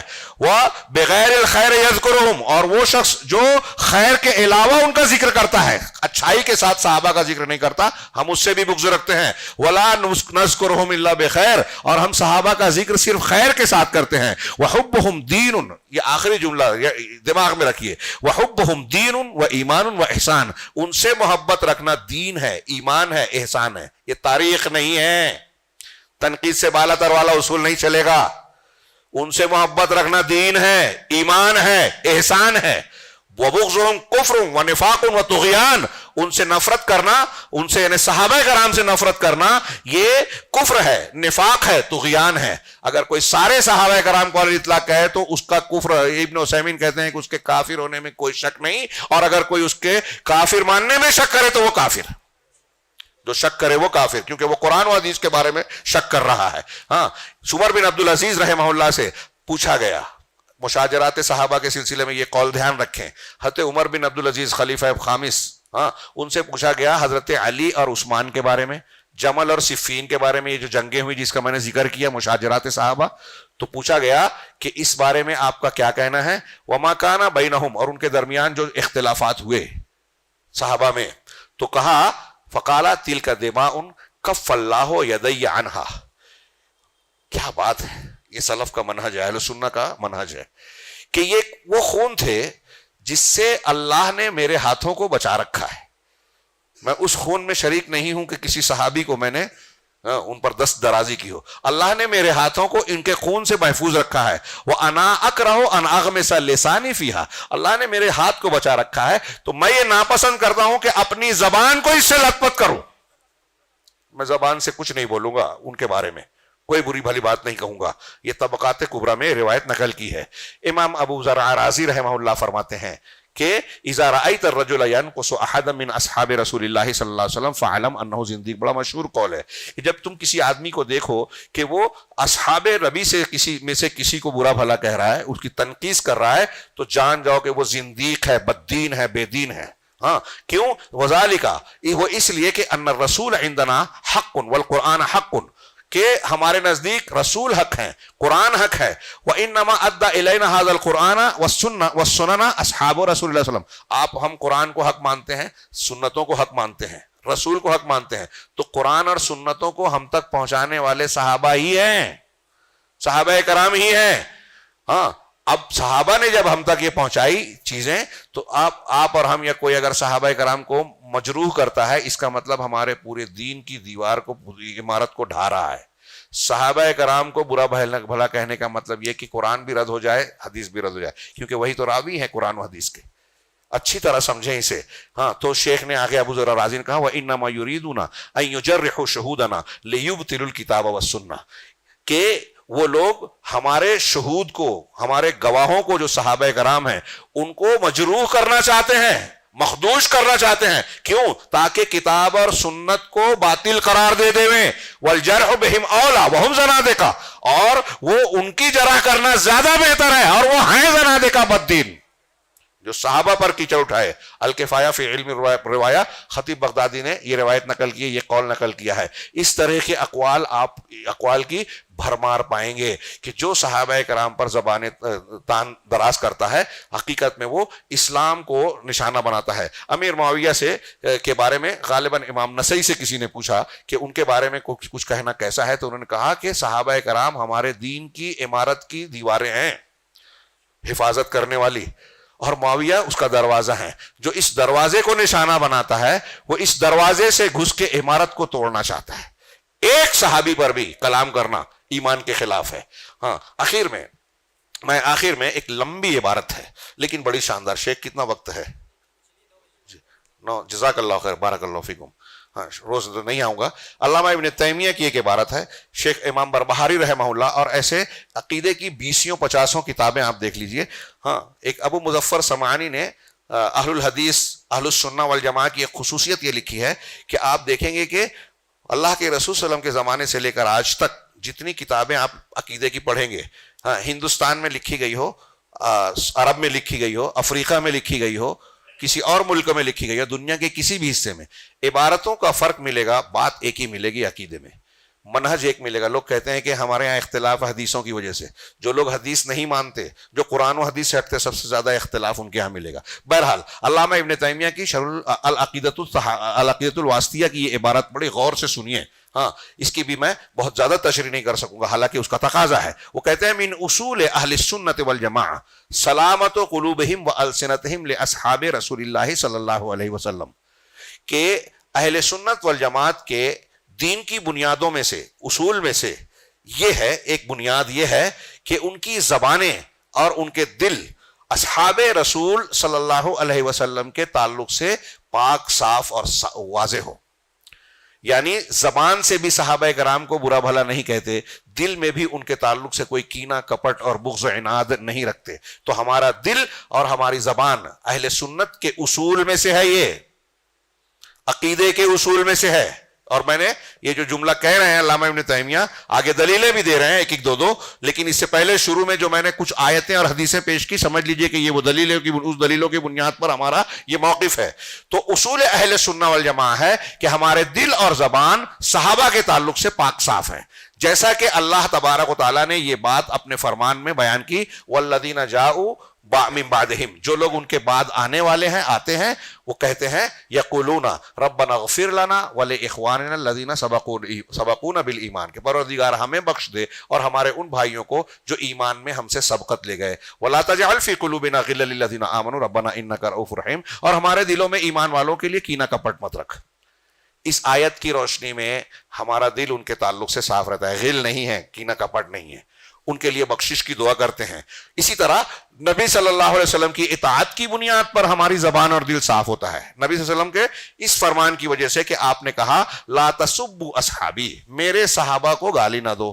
اب یہ کہتے ہیں جو لوگ گالیاں دیتے ہیں وہ انجینئر ہو، فلاں ہو، ڈھیما ہو، کہا ان فضائل میں فلاں اور فلاں شامل نہیں ہیں۔ آپ کہاں سے دلیل لائے؟ اللہ کے رسول کہہ رہے ہیں میرے اصحاب کو گالی نہ دو۔ اللہ کے رسول صلی اللہ علیہ وسلم اور قرآن نے کہا اللہ ان سے راضی ہوا، تو اللہ نے کسی کو مستثنیٰ کیا کہ اس آیت سے، اس فرمان سے کچھ صحابہ مراد ہیں، کچھ صحابہ خارج ہیں؟ دھوکہ ہے، فریب ہے، ہاں ابلیسی طریقہ ہے۔ چنانچہ اللہ کے رسول کا فرمان مانیے کہ میرے صحابہ کو گالی مت دو، برا بھلا نہ کہو۔ فوالذی نفسی بیدی، اس ذات کی قسم جس کے قبضے میں میری جان ہے، لو ان احدکم انفق مثل احد ذهبا ما بلغ مد احدهم ولا نصیفہ، یہ حدیث گزر چکی، میں نے بیان کیا۔ ويقبلون ما جاء بالکتاب والسنہ والاجماع من فضائلهم ومراتبهم، اور اہل سنت والجماعت صحابہ کرام کے بارے میں قرآن میں، حدیثوں میں اور اجماع سے جو چیزیں آئی ہیں ان کے فضائل اور مراتب، درجات کو بیان کرنے میں، وہ ساری چیزیں قبول کرتے ہیں۔ صحابہ کے بارے میں ان کی فضیلت اور ان کے مراتب کو بیان کرنے میں قرآن نے، حدیث نے جو بیان کیا اور مسلمانوں نے جو اجماع کیا، ان چیزوں کو مانتے ہیں۔ اسی طرح آگے علامہ ابن تیمیہ، دیکھیے اس کی تفصیل تشریح میں نہیں کر رہا ہوں، آگے بڑھ رہا ہوں، فلاں ابو بکر صدیق کی یہ فضیلت ہے، فلاں کی یہ، تو ساری چیزیں ہم اس کو ویسے ہی مانتے ہیں۔ آگے تھوڑا سا تذکرہ آئے گا۔ اسی طرح وہ لوگ جن لوگوں نے فتح سے قبل خرچ کیا، جو حصول حدیبیہ ہے، اور قتال کیا، ان کو زیادہ فضیلت والا مانتے ہیں ان کے مقابلے میں جنہوں نے فتح کے بعد خرچ کیا اور قتال کیا، یہ بھی میں نے بیان کیا۔ آگے علامہ ابن تیمیہ کہتے ہیں وَيُقَدِّمُونَ الْمُهَاجِرِينَ عَلَى الْأَنصَارِ، اور مہاجرین کو انصار پر مقدم کرتے ہیں، یعنی مہاجرین کا درجہ اونچا ہے۔ کیوں؟ قرآن میں آپ دیکھیں گے جہاں جہاں بھی انصار اور مہاجرین کا ذکر ہے، پہلے اللہ تعالیٰ نے مہاجرین کا ذکر کیا۔ ہم نے پڑھا وَالسَّابِقُونَ الْأَوَّلُونَ مِنَ الْمُهَاجِرِينَ وَالْأَنصَارِ، ایسے قرآن میں آپ جہاں بھی دیکھیے تو اللہ نے جن کو پہلے ذکر کیا مطلب ان کا درجہ زیادہ اونچا ہے۔ تو ہم بھی یہی مانتے ہیں، اہل سنت والجماعت کا، ہمارا اہل الحدیث کا عقیدہ، عبادات، منہج قرآن و سنت کے تابع جو ہے، تو جن کو اللہ نے فضیلت دی ہم ان کو افضل مانتے ہیں۔ اسی طرح آگے کہتے ہیں وَيُؤْمِنُونَ بِأَنَّ اللَّهَ قَالَ لِأَهْلِ بَدْرٍ، اور اہل سنت والجماعت، اہل حق، یہ اہل الحدیث اہل السنہ والجماعت آج کل جو کہلاتے وہ نہیں، وہ اہل بدعت ہیں، بدعتیاں کہتے سنت والے ہیں۔ اہل السنہ والجماعت اہل الحدیث کو کہتے ہیں، سارے صحابہ، تابعین، تبع تابعین، ان کا طریقہ، سنت کو اور جماعت یعنی صحابہ کے طریقے کو ماننے والے۔ صحابہ کرام عید میلاد نہیں مناتے تھے، 15 شعبان کو نہیں جاگتے تھے، بدعتوں کو عمل نہیں کرتے تھے، اور صحابہ کے بارے میں یہ اونچ نیچ اور یہ نہیں کرتے تھے، پیری مریدی شرکیات وہاں نہیں تھی۔ اور جو لوگ یہ کرتے ہیں تو صحابہ کے طریقے سے، سنت کے طریقے سے ہٹے ہوئے، تو وہ اہل سنت والجماعت کہاں ہوئے؟ تو اہل سنت والجماعت یہ ایمان رکھتے ہیں کہ بِأَنَّ اللَّهَ قَالَ لِأَهْلِ بَدْرٍ، اللہ تعالیٰ نے اہل بدر، بدری صحابہ سے کہا، ہاں، جو کہ 313 یا اس سے کچھ ایک دو کم زیادہ تھے، ہاں، اعملوا ما شئتم فقد غفرت لكم، کہ اے بدریو اب جو چاہو کرو میں نے تمہیں بخش دیا۔ لعل اللہ اطلع علیہ، کیا شان ہے۔ ہاں، حضرت جبرائیل نے اللہ کے رسول سے آگے پوچھا کہ اہل بدر کو تم مسلمانوں میں کیسا شمار کرتے ہو؟ تو اللہ کے رسول نے کہا افضل المسلمین، مسلمانوں میں سب سے زیادہ فضیلت والا۔ تو حضرت جبرائیل نے کہا کہ فرشتوں میں وہ فرشتے جو بدر میں حاضر ہوئے، فرشتوں میں وہ سب سے افضل شمار ہوتے ہیں اسی طریقے سے۔ ہاں، وَبِأَنَّهُ لَا يَدْخُلُ، اسی طرح علامہ ابن تیمیہ کہتے ہیں کہ یہ بھی ایمان رکھتے ہیں کہ وہ شخص، ان میں سے کوئی شخص جہنم میں نہیں جائے گا جو کہ درخت کے نیچے جس نے بیعت کی، جیسا کہ نبی صلی اللہ علیہ وسلم نے بتایا، بلکہ اللہ تبارک و تعالیٰ ان سے راضی ہوا اور وہ اللہ سے راضی ہو گئے، اور وہ 1400 سے زیادہ تھے۔ اسی طریقے سے آگے کہتے ہیں کہ اہل سنت والجماعت صحابہ میں سے ان لوگوں کو جن کے لیے اللہ نے، رسول نے جنت کی شہادت دی ہے، رسول اللہ صلی اللہ علیہ وسلم نے، ان کے بارے میں ہم بھی جنت کی شہادت دیتے ہیں کہ وہ جنتی ہیں. کل عشرہ، جیسے عشرہ مبشرہ، ہاں، ابو بکر فی الجنہ، عمر فی الجنہ، عثمان فی الجنہ، 10 لوگوں کا نام لے کے اکٹھا کہا. اسی طرح ایک مثال دی وہ ثابت بن شماس، ثابت ابن شماس جن کی آواز تیز تھی. اللہ نے جب آیت نازل کی کہ جو اللہ کے رسول صلی اللہ علیہ وسلم کے سامنے تیز آواز میں بات کرتا ہے، ہاں، آواز اونچی کرتا ہے، ہاں، تو اس کے اعمال برباد ہو جائیں گے. ان کی آواز تیز تھی، گھر میں بیٹھ گئے، روتے رہے. رسول اللہ صلی اللہ علیہ وسلم نے جب آدمی بھیجا تو کہا میرے تو اعمال برباد ہو گئے، میں تیز سے بات کرتا ہوں تو میں جہنمی ہو گیا. تو اللہ کے رسول صلی اللہ علیہ وسلم نے بھیجا کہ جا کے ان سے کہو کہ وہ جہنمی نہیں، جنت میں جائیں گے، ہاں، ان کو وہ جنتی ہیں. تو ثابت ابن شماس اور ایسے جو صحابہ ہیں، اور ان کے علاوہ دوسرے صحابہ. آگے علامہ ابن تیمیہ کہتے ہیں وَيُقِرُّونَ بِمَا تَوَاتَرَ بِهِ النَّقْلُ عَنْ أَمِيرِ الْمُؤْمِنِينَ عَلِيِّ بْنِ أَبِي طَالِبٍ وَغَيْرِهِ من ان خیر هذه الامه بعد نبیها ابو بکر ثم عمر. اور یہ اقرار کرتے ہیں ہم اہل سنہ والجماعہ جو حضرت علی ابن ابی طالب اور دوسرے صحابہ سے منقول ہے تواتر کے ساتھ. تواتر کسے کہتے ہیں؟ احاد کی ضد ہے کہ روایت کرنے والا ہر طبقے میں اتنے سچے راوی ہوں جن کا انہیں جھوٹ پر متفق ہونا ناممکن ہو. 1-2 غلطی کر سکتے ہیں، جھوٹ بول سکتے ہیں، 4-6 کر سکتے ہیں، بہت سارے لوگ نہیں جو سچے ہیں، ایمان والے ہیں. تو تواتر حضرت علی ابن ابی طالب اور دوسروں سے تواتراً جو نقل ثابت ہے اس کا اقرار کرتے ہیں. کیا کہ اس امت میں نبی صلی اللہ علیہ وسلم کے بعد سب سے بہتر شخص ابو بکر صدیق ہیں، پھر عمر ہے، تیسرے نمبر پر عثمان کو قرار دیتے ہیں، اور چوتھا علی کو، جیسا کہ آثار دلالت کرتے ہیں. اور صحابہ کرام نے عثمان کو بیعت میں مقدم کیا، اس کی بنیاد پر ان کا جو اجماع ہو گیا، اس بنیاد پر وہ تیسرا نمبر حضرت عثمان کو اور چوتھا نمبر حضرت علی کو دیتے ہیں. آگے شیخ نے کہا، میں وہ عبارت چھوڑ رہا ہوں کہ حضرت عثمان اور علی کے بارے میں اہل سنہ کے درمیان کچھ معمولی سا اختلاف ہے. کچھ لوگ حضرت علی کو مقدم کرتے ہیں اور وہ گفتگو کرتے ہیں، کچھ لوگ حضرت عثمان کو. لیکن صحیح یہی ہے کہ کیونکہ جب تیسرے نمبر پہ حضرت عبد الرحمن بن عوف نے دیکھا کہ کون جو ہے خلیفہ بننا چاہیے اور انہوں نے مشورہ کیا تو سارے صحابہ نے اتفاق کر لیا حضرت عثمان پر، تو یہ ان کا اجماع ہو گیا. خود حضرت علی بھی اس میں شامل ہے، لہٰذا حضرت عثمان کا تیسرا درجہ.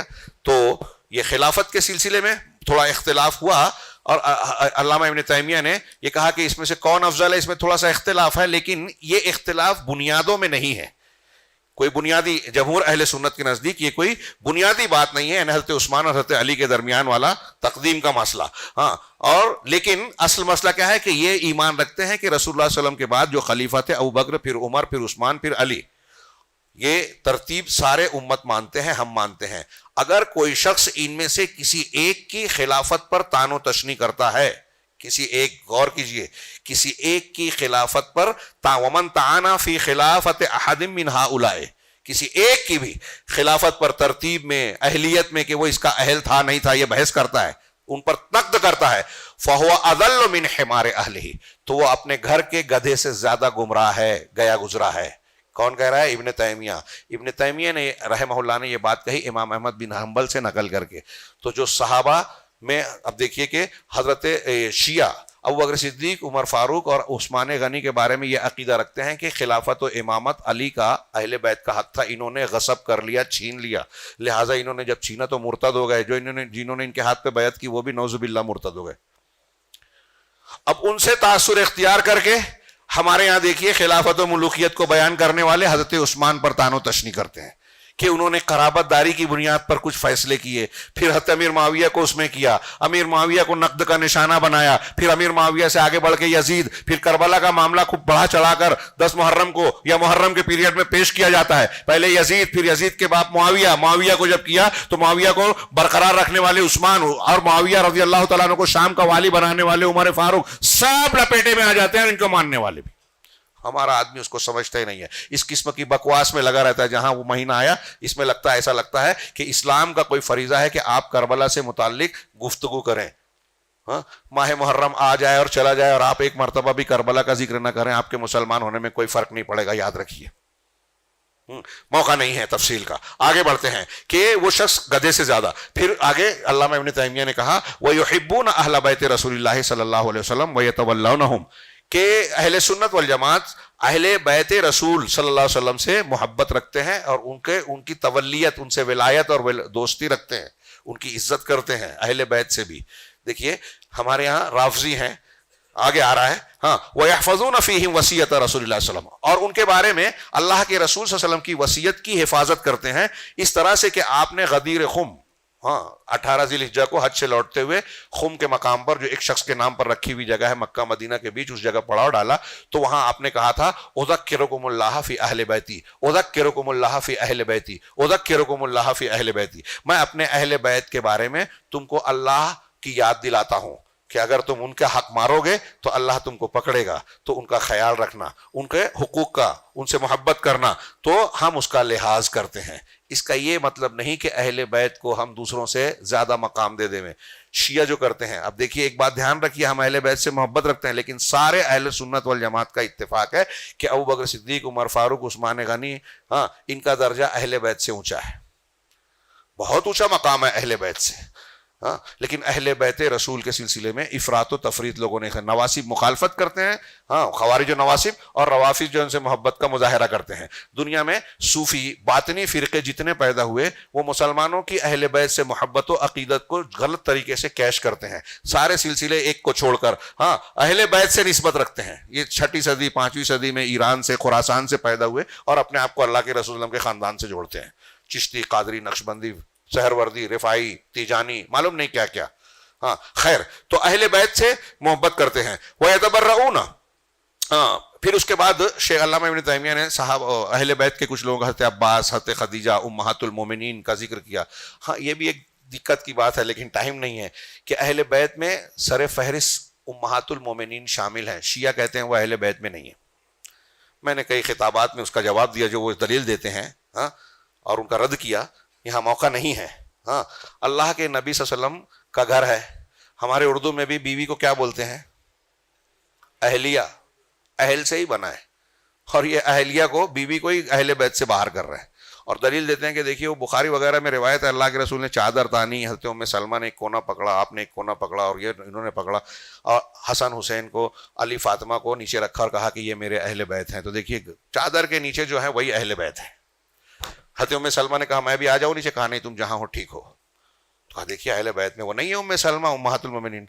تو جہاں ام سلمہ تھے وہیں تو رسول اللہ صلی اللہ علیہ وسلم بھی تھے.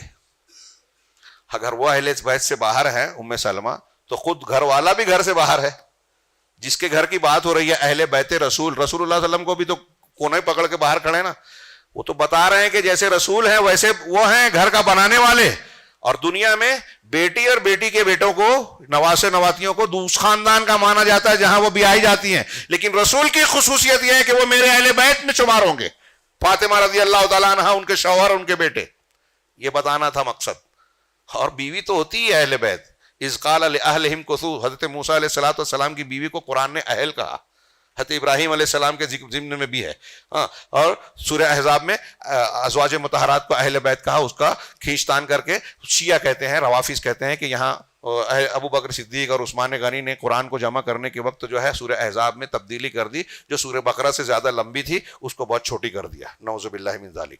خیر، تو کہہ رہے ہیں کہ ان کا ذکر کرنے کے بعد کہتے ہیں کہ اہل سنت والجماعت ہاں وَيَتَبَرَّؤُونَ مِن طَرِيقَةِ الرَّوَافِضِ الَّذِينَ يُبْغِضُونَ الصَّحَابَةَ وَيَسُبُّونَهُمْ، کہ ہم روافظ کے طریقے سے براءت اور لا تعلقی کا اظہار کرتے ہیں، جو صحابہ سے بغض رکھتے ہیں اور ان کو برا بھلا کہتے ہیں. اسی طرح نواسب کے طریقے سے بھی براءت کا اظہار کرتے ہیں، جو اہل بیت کو قول اور فعل کے ذریعے سے جو ہے تکلیف پہنچاتے ہیں. یہاں اب جو جملہ آ رہا ہے وہ ہمارے موضوع سے براہ راست، جب تو اب یہ جو سب چیزیں بیان کی میں نے، یہ پورا اعتدال اہل السنہ والجماعت کے کا پورا اعتدال کے ساتھ ذکر آ گیا. کوئی دھوکہ نہ دے کہ اس کو مانتے ہیں تو اس کو نہیں مانتے. اگر امیر معاویہ کو ہم مان رہے ہیں تو حضرت علی اہل بیت کو برا بھلا کہہ رہے ہیں، یہ اشکال بھی دور کرنا مقصود تھا. اب اس کے بعد علامہ ابن تیمیہ نے کہا وَيُمْسِكُونَ عَمَّا شَجَرَ بَيْنَ الصَّحَابَةِ، کہ اہل سنت والجماعت صحابہ کرام کے درمیان جو لڑائی ہوئی، اختلاف ہوا، اس کے بارے میں چپ رہتے ہیں، رک جاتے ہیں، اپنی زبان کو کھلا نہیں چھوڑتے، تنقید سے والا در نہیں. بہت علامہ بن رہے ہیں، تاریخی روایت یہ ہے، تبری نے یہ لکھا طبقات میں، فلاں روایت ہے، ڈھیما روایت ہے. ابھی پتہ چلے گا ہاں تو کہا کہ جو صحابہ کے درمیان مشاجرات ہوئے ہیں اس میں اہل سنت والجماعت کچھ کہنے سے تنقید کرنے سے باز رہتے ہیں, سکوت اختیار کرتے ہیں. ہاں ان کے لیے ان کا دین ہم کو اس کا مکلف نہیں بنائے گا. آگے وَيَقُولُونَ, اور کہتے ہیں کہ صحابہ کرام کے بارے میں جو الٹی سیدھی روایتیں آئی ہیں اختلافات کے بارے میں, ان کی غلطیوں کو بیان کرنے کے بارے میں, ان روایتوں کے بارے میں اچھی طرح سمجھیے. یہ اہل سنت والجماعت کا بہت لمبی چوڑی بات کو بہت کم میں سمیٹا ہے شیخ نے. ہاں کہا کہ وہ کہتے ہیں کہ یہ آثار جو صحابہ کرام کی برائیوں کے بارے میں روایت کیے جاتے ہیں, یہ آثار ایسے ہیں, یعنی روایتیں جو صحابہ کرام کی برائی بیان کر رہے ہیں, یا تو ان میں سے کچھ ایسے ہیں جو جھوٹ ہیں. روایتوں میں بہت سی روایتیں ایسی ہیں جو جھوٹے راویوں کی ہیں, روافظ کی ہے, جسے مثال کے ابو مخنف, کلبی, واقدی, یہ جھوٹے راوی ہیں, زیادہ تر انہی پر لوگ انحصار کرتے ہیں. تو ان میں سے زیادہ کچھ ایسی ہیں جو جھوٹی ہیں. کچھ ایسی روایتیں ہیں, علامہ ابن تیمیہ نے کہا کہ ما قد زیدہ و نقصا وغیر عن وجہ صحیح, جن میں کچھ زیادتی کر دی گئی, کچھ میں کچھ کمی کر دی گئی, اور کچھ روایتیں ایسی ہیں کہ جو اس کی اصل شکل ہے, معنی اور مفہوم جو ہوتا ہے اس کو اصل شکل سے تبدیل کر کے دوسرا معنی دے دیا گیا. ایک شکل یہ ہے کہ جھوٹی روایت ہے, ایک شکل یہ ہے کہ صحیح ہے لیکن اس میں کچھ بڑھا دیا گیا, گھٹا دیا گیا, یا اس کو اس کی اصلی شکل سے پھیر دیا گیا. تیسری آپ بتا رہے ہیں وہ صحیح ہو مینو, اور کچھ روایتیں ایسی ہیں جو صحیح بھی ہیں. تو صحیح کے بارے میں بہت اچھی طرح سنیے کہ صحابہ کرام کے تعلق سے کوئی روایت ایسی ہے جو آپ کے سامنے کوئی پیش کر کے کہہ رہا ہے کہ دیکھو انہوں نے غلط کام کیا, تو کیا کریں, اگر جو صحیح ہے تو اس میں وہ معذور ہیں. اما مجتہدون مصیبون, یا تو وہ ایسے مجتہد ہیں جنہوں نے صحیح اجتہاد کیا, یا ایسے مجتہد ہیں مخطئون جنہوں نے خطا کی. جنہوں نے خطا کی, ہم جانتے ہیں کہ جب مجتہد جب اجتہاد کرتا ہے, صحیح کرے تو ڈبل اجر اور غلطی کرے تو سنگل اجر, گنہگار نہیں ہوگا. تو اجتہاد میں خطا کا امکان ہے. وَهُمْ مَعَ ذَلِكَ لَا يَعْتَقِدُونَ أَنَّ كُلَّ وَاحِدٍ مِنَ الصَّحَابَةِ مَعْصُومٌ عَنْ كَبَائِرِ الْإِثْمِ وَصَغَائِرِهِ, اور اس کے باوجود صحابہ کرام کے بارے میں یہ عقیدہ نہیں رکھتے کہ تمام صحابہ کرام صغیرہ اور کبیرہ تمام گناہوں سے پاک ہیں, معصوم ہے. یہ نہیں مانتے, ان سے غلطیاں ہو سکتی ہیں, ہوئی بھی کچھ صحابہ کرام سے, زنا ہوا, حد جاری ہوئی, خود آ کے کہا کہ مجھ سے غلطی ہو گئی ہے, گناہ ہو گیا ہے, حد جاری کیجیے. بل یجوز علیہم الذنوب فی الجملہ, فی الجملہ ان پر گناہ ہو سکتے ہیں. وانہم, اب گناہ جب ہو گیا, غلطی ہو گئی جو صحیح روایت ہے, تو ہم اس کے بارے میں کیا کہہ رہے ہیں, ابھی تو ایک کہا کہ ان کو مجتہد مانیں گے, لیکن اس کے بعد جو دوسری بات ہے کہ وَأَنَّهُمْ مِنَ السَّوَابِقِ وَأَنَّهُمْ مِنَ السَّوَابِقِ وَالْفَضَائِلِ مَا يُوجِبُ مَغْفِرَةَ مَا يَصْدُرُ مِنْهُمْ إِنْ صَدَرَ, کہ ان کے لیے سبقت اور فضائل ایسی ایسی موجود ہے اسلام میں, سبقت کا لے جانا, ایسی ایسی فضیلتوں کا ثبوت ہے جو ان سے ہونے والی غلطی اگر ان سے ہو بھی گئی تو ان سے ہونے والی غلطیوں کی مغفرت کے لیے کافی ہے. اللہ رب العالمین نے کئی مقامات پر ان کی توبہ کا, ان کو بخشنے کا ذکر کیا ہے. اور بعض علماء نے کہا, آگے جو جملہ آ رہا ہے, علماء نے کہا کہ صحابہ کرام سے جو غلطیاں اگر ہوئی بھی ہیں تو اس کی مثال پانی کے قطرے کی ہے, اور جو ان کی نیکیاں ہیں وہ سمندر کے جیسی ہے. تو قطرات کی سمندر کے مقابلے میں کیا حیثیت. یہاں رک کر شاید میں بعد میں بھول جاؤں, مشاجرات صحابہ کی بحث ادھوری رہ جائے گی اگر میں وہ ذکر کا 5-7 منٹ اور لے لوں شیخ. بس یہ عبارت بہت اہم ہے, اصل موضوع کا حاصل ہے کہ مشاجرات صحابہ میں جو جھگڑے ہوئے ہیں, ایک تو جیسے جمل اور صفین کا میں نے ذکر کیا. تو صفین میں, جمل میں ایک طرف دونوں طرف صحابہ ہیں, بیچ میں ایک تیسرا طبقہ تھا, سبائی ٹولہ, عبداللہ بن سبا کو ماننے والے. ان کے بارے میں ہم جانتے ہیں کہ یہ پہلے یہودی تھا, اسلام کا چولا پہن کے اندر سے مسلمانوں کو نقصان پہنچانے کے لیے آیا. جیسے عیسائیوں کی تاریخ میں وہ سینٹ پال, اور اس کو پولیس کہتے تھے, شاؤل تھا پہلے نام اور بعد میں وہ پولیس بنا, اس نے اپنا جو کہا موقع نہیں ہے. تو اس نے, عبداللہ بن سبا نے جو گروہ بنا رکھا تھا, اس نے کیا کچھ کیا, کاش کے تفصیل کا موقع ہوتا. حضرت عثمان غنی کے خلاف پہلے ایسے ہی لوگوں میں بولا کہ ابھی ہم ڈائریکٹلی کہیں گے تو لوگ ہم کو کہنے نہیں دیں گے. صحابہ کرام کے معاشرے میں کوئی کسی کی اس طرح غیبت برائی نہیں کر سکتا تھا جیسے آج کل ہم کرتے ہیں علماء کی, کہ گوشت کو کھاتے ہیں مردار کی, نہیں کر سکتا تھا. شروع میں کیا تو لوگوں نے مارا, تو پھر کیا کیا, مصر سے, یمن سے لوگوں کو بھیجا کہ پہلے خلیفہ کی باتوں پر اعتراض شروع کیا, پبلک میں جمہوریت, خارجیت, لوگوں میں حاکم کے خلاف جو ہے ہوا بنائی جائے, میں ماحول بنایا. اور پھر جو ٹولہ بنایا, غیبت چغلیاں لگائی بجھائی انہوں نے کی, بہت کچھ کیا, لڑائیاں لگائی. اس کی صرف ایک مثال بہت ہی اختصار کے ساتھ. ایک مرتبہ حضرت عثمان غنی جب نظر بند تھے, تاریخ اسلام میں دیکھیے یہ واقعہ ملے گا آپ کو, حضرت عثمان نظر بند تھے تو انہوں نے کچھ لوگوں کو خط دیا کہ جاؤ یہ امیر معاویہ کو پہنچا دو. ان کے نام کا خط ایک گروہ کو دیا گیا کہ امیر حضرت عثمان غنی نے یہ دیا ہے, لے جا کے امیر معاویہ تک پہنچاؤ. ابھی وہ لے کر لکھنے ہیں, کچھ دور گئے تھے کہ کسی نے ان کو مل کر کہا کہ پہلے خط کو کھول کر تو دیکھو اس میں لکھا کیا ہے. ہاں, تو جب کھولا گیا تو اس میں یہ لکھا ہوا تھا امیر معاویہ کو خطاب کر کے کہ یہ جو خط لا رہے ہیں ان کو قتل کر دینا. خط پڑھنے والے بھڑک گئے کہ ہم لے جا رہے ہیں اور ہم ہی کو قتل کرنے کی بات. تو کہا کہ ہم عثمان غنی کے پاس واپس جا کے ان سے سخت رویہ اختیار کریں گے. حضرت علی پہنچ گئے, کہا کیا بات ہے, بتایا ایسا ایسا ہے. کہا ٹھہرو میرے ساتھ چلو. حضرت عثمان غنی کے پاس گئے اور پوچھا کہ یہ جو خط پر مہر ہے کیا یہ آپ کی ہے؟ تو دیکھا, کہا ہاں یہ مہر تو میری ہے. کہا یہ خط آپ نے لکھا؟ حضرت عثمان غنی نے پڑھا تو کہا اللہ کی قسم یہ خط میں نے نہیں لکھا. غور کیجئے, عثمان غنی نظر بند ہے, گھیرے ہوئے ہیں, آپ کی مہر کا استعمال فسادی لوگ کر رہے ہیں. یہ ایک واقعہ ایک ہم کو بتاتا ہے کہ اندر اثر و نفوذ رکھنے والے فسادی کہاں تک پہنچے ہوئے تھے. یہ ایک واقعہ. دوسرا واقعہ آپ کو تاریخ اسلام میں ملے گا, اردو والی میں بھی ملے گا, کہ جنگ جمل میں جب پہلے مرتبہ اکٹھا ہوئے تو رات میں حضرت طلحہ زبیر رضی اللہ عنہما اور حضرت علی کے درمیان میٹنگ ارینج ہو گئی. ان لوگوں نے کہا کہ مصالحت کر لیں گے. دونوں میں جھگڑا کیا تھا ان لوگوں میں اور حضرت علی اور حضرت معاویہ میں, کہ عثمان غنی کو جن لوگوں نے قتل کیا ہے اس کا قصاص لیجئے, ہم آپ کے ہاتھ پر بیعت کرنے کے لیے تیار ہیں. جھگڑا ایمان اور کفر کا نہیں تھا, مخالفت نہیں تھی.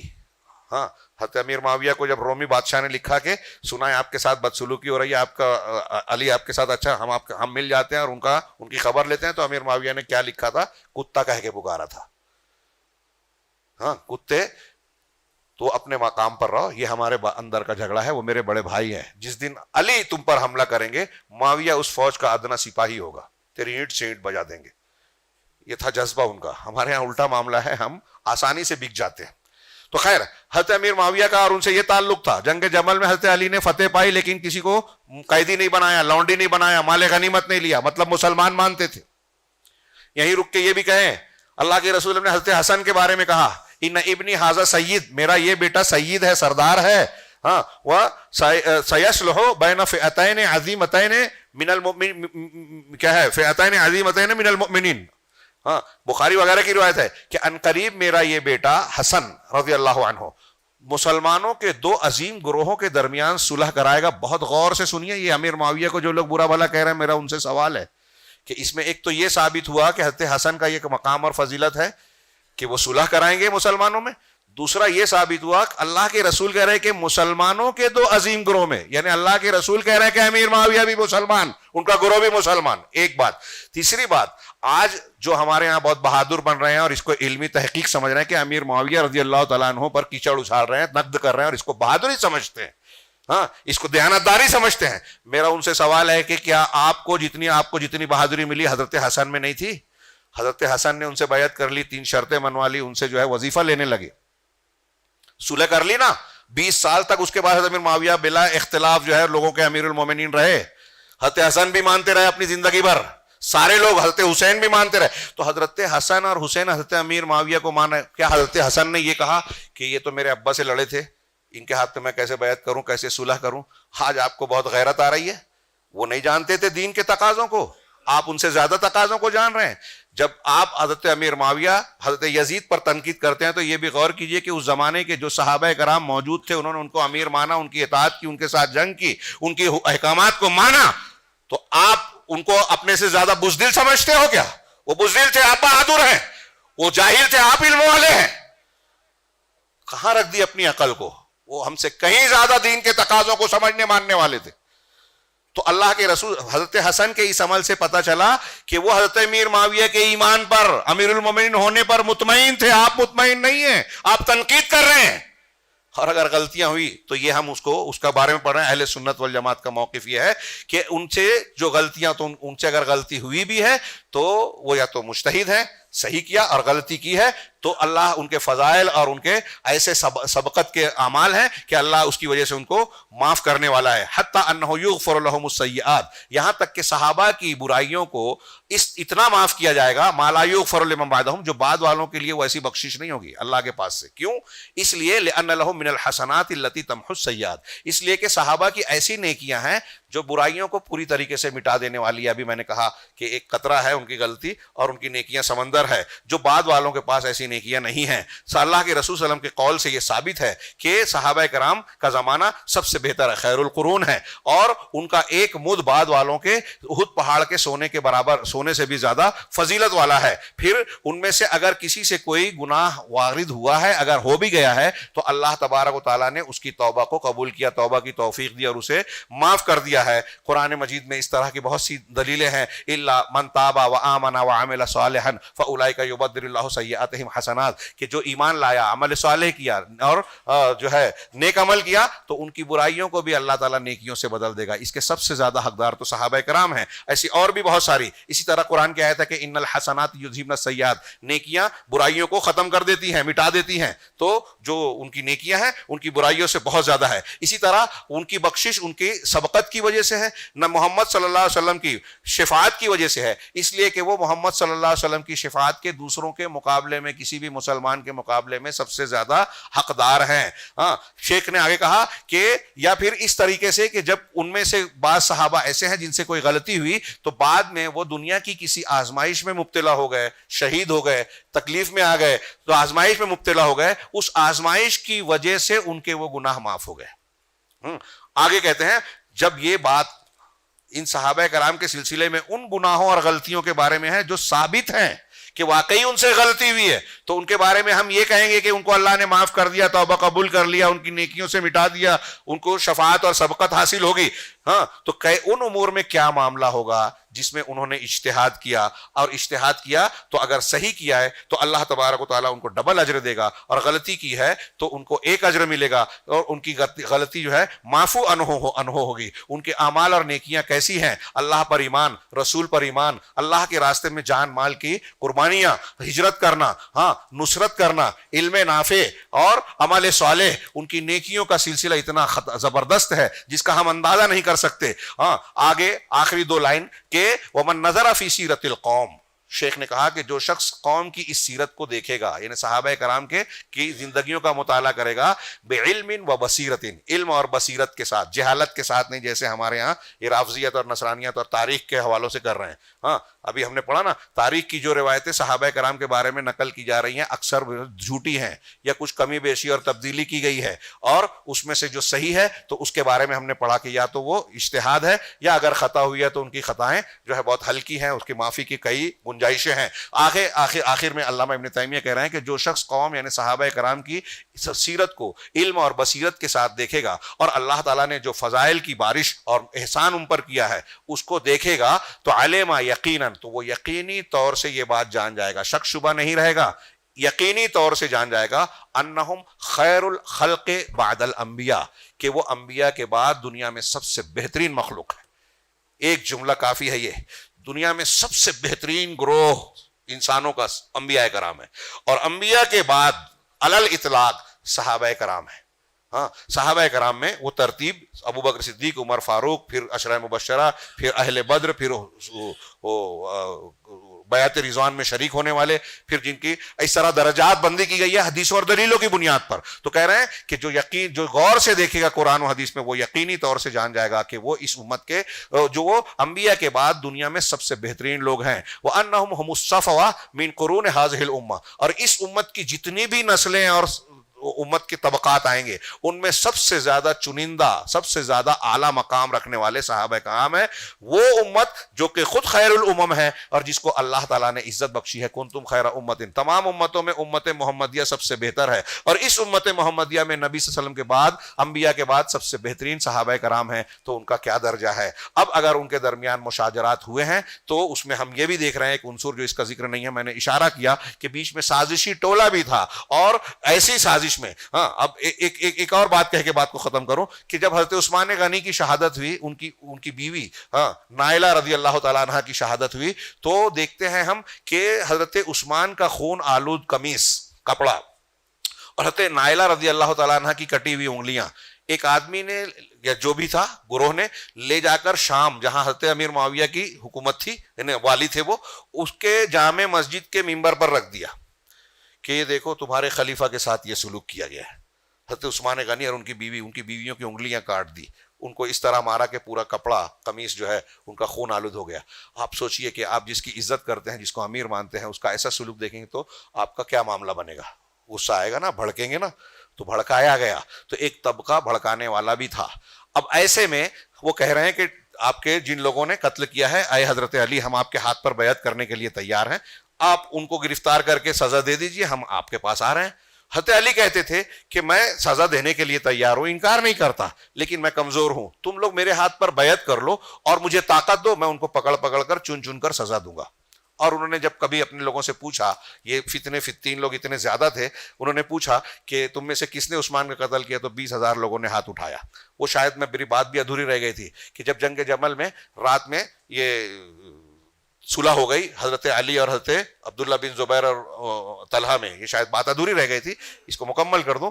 تو تاریخ کی میں نے حوالہ کیا تھا, جب اپنے اپنے خیموں میں چلے گئے تو یہ صبائی ٹولے نے آپس میں میٹنگ کی کہ اگر یہ دونوں مل گئے تو ہم نہیں بچیں گے, کیونکہ ہم نے تو آگ لگائی ہے, تو کیا کرنا ہے, ان کو ملنے نہیں دینا ہے, اختلاف قائم رکھنا ہے. تو کیا کریں, کہا ہمارا آدمی جو ہے کچھ ادھر جائیں اور کچھ ادھر, دونوں طرف تھے بھی, تو ادھر سے ہمارے آدمی ادھر تیر چلائیں, ادھر سے ہمارے آدمی ادھر تیر چلائیں, اور حضرت طلحہ اور زبیر کو یہ کہیں کہ علی نے بے وفائی کی, بدعہدی کی, اور حضرت علی سے یہ کہیں کہ طلحہ اور زبیر نے بے وفائی کی. چنانچہ ایسا ہی کیا, جنگ جمل ایسے ہی شروع ہوئی. رات کے ابھی صبح کا اندھیرا ہے, ادھر سے بلوائیوں نے سبائیوں نے تیر چلایا, ادھر سے انہی لوگوں نے چلایا, بھگدڑ مچی. اب جب شور ہوا تو یہ دونوں اپنے خیمے سے نکلے.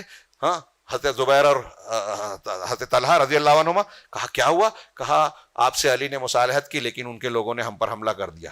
کہا یہ مانیں گے نہیں, ضد پر اڑے ہیں جنگ کے بغیر.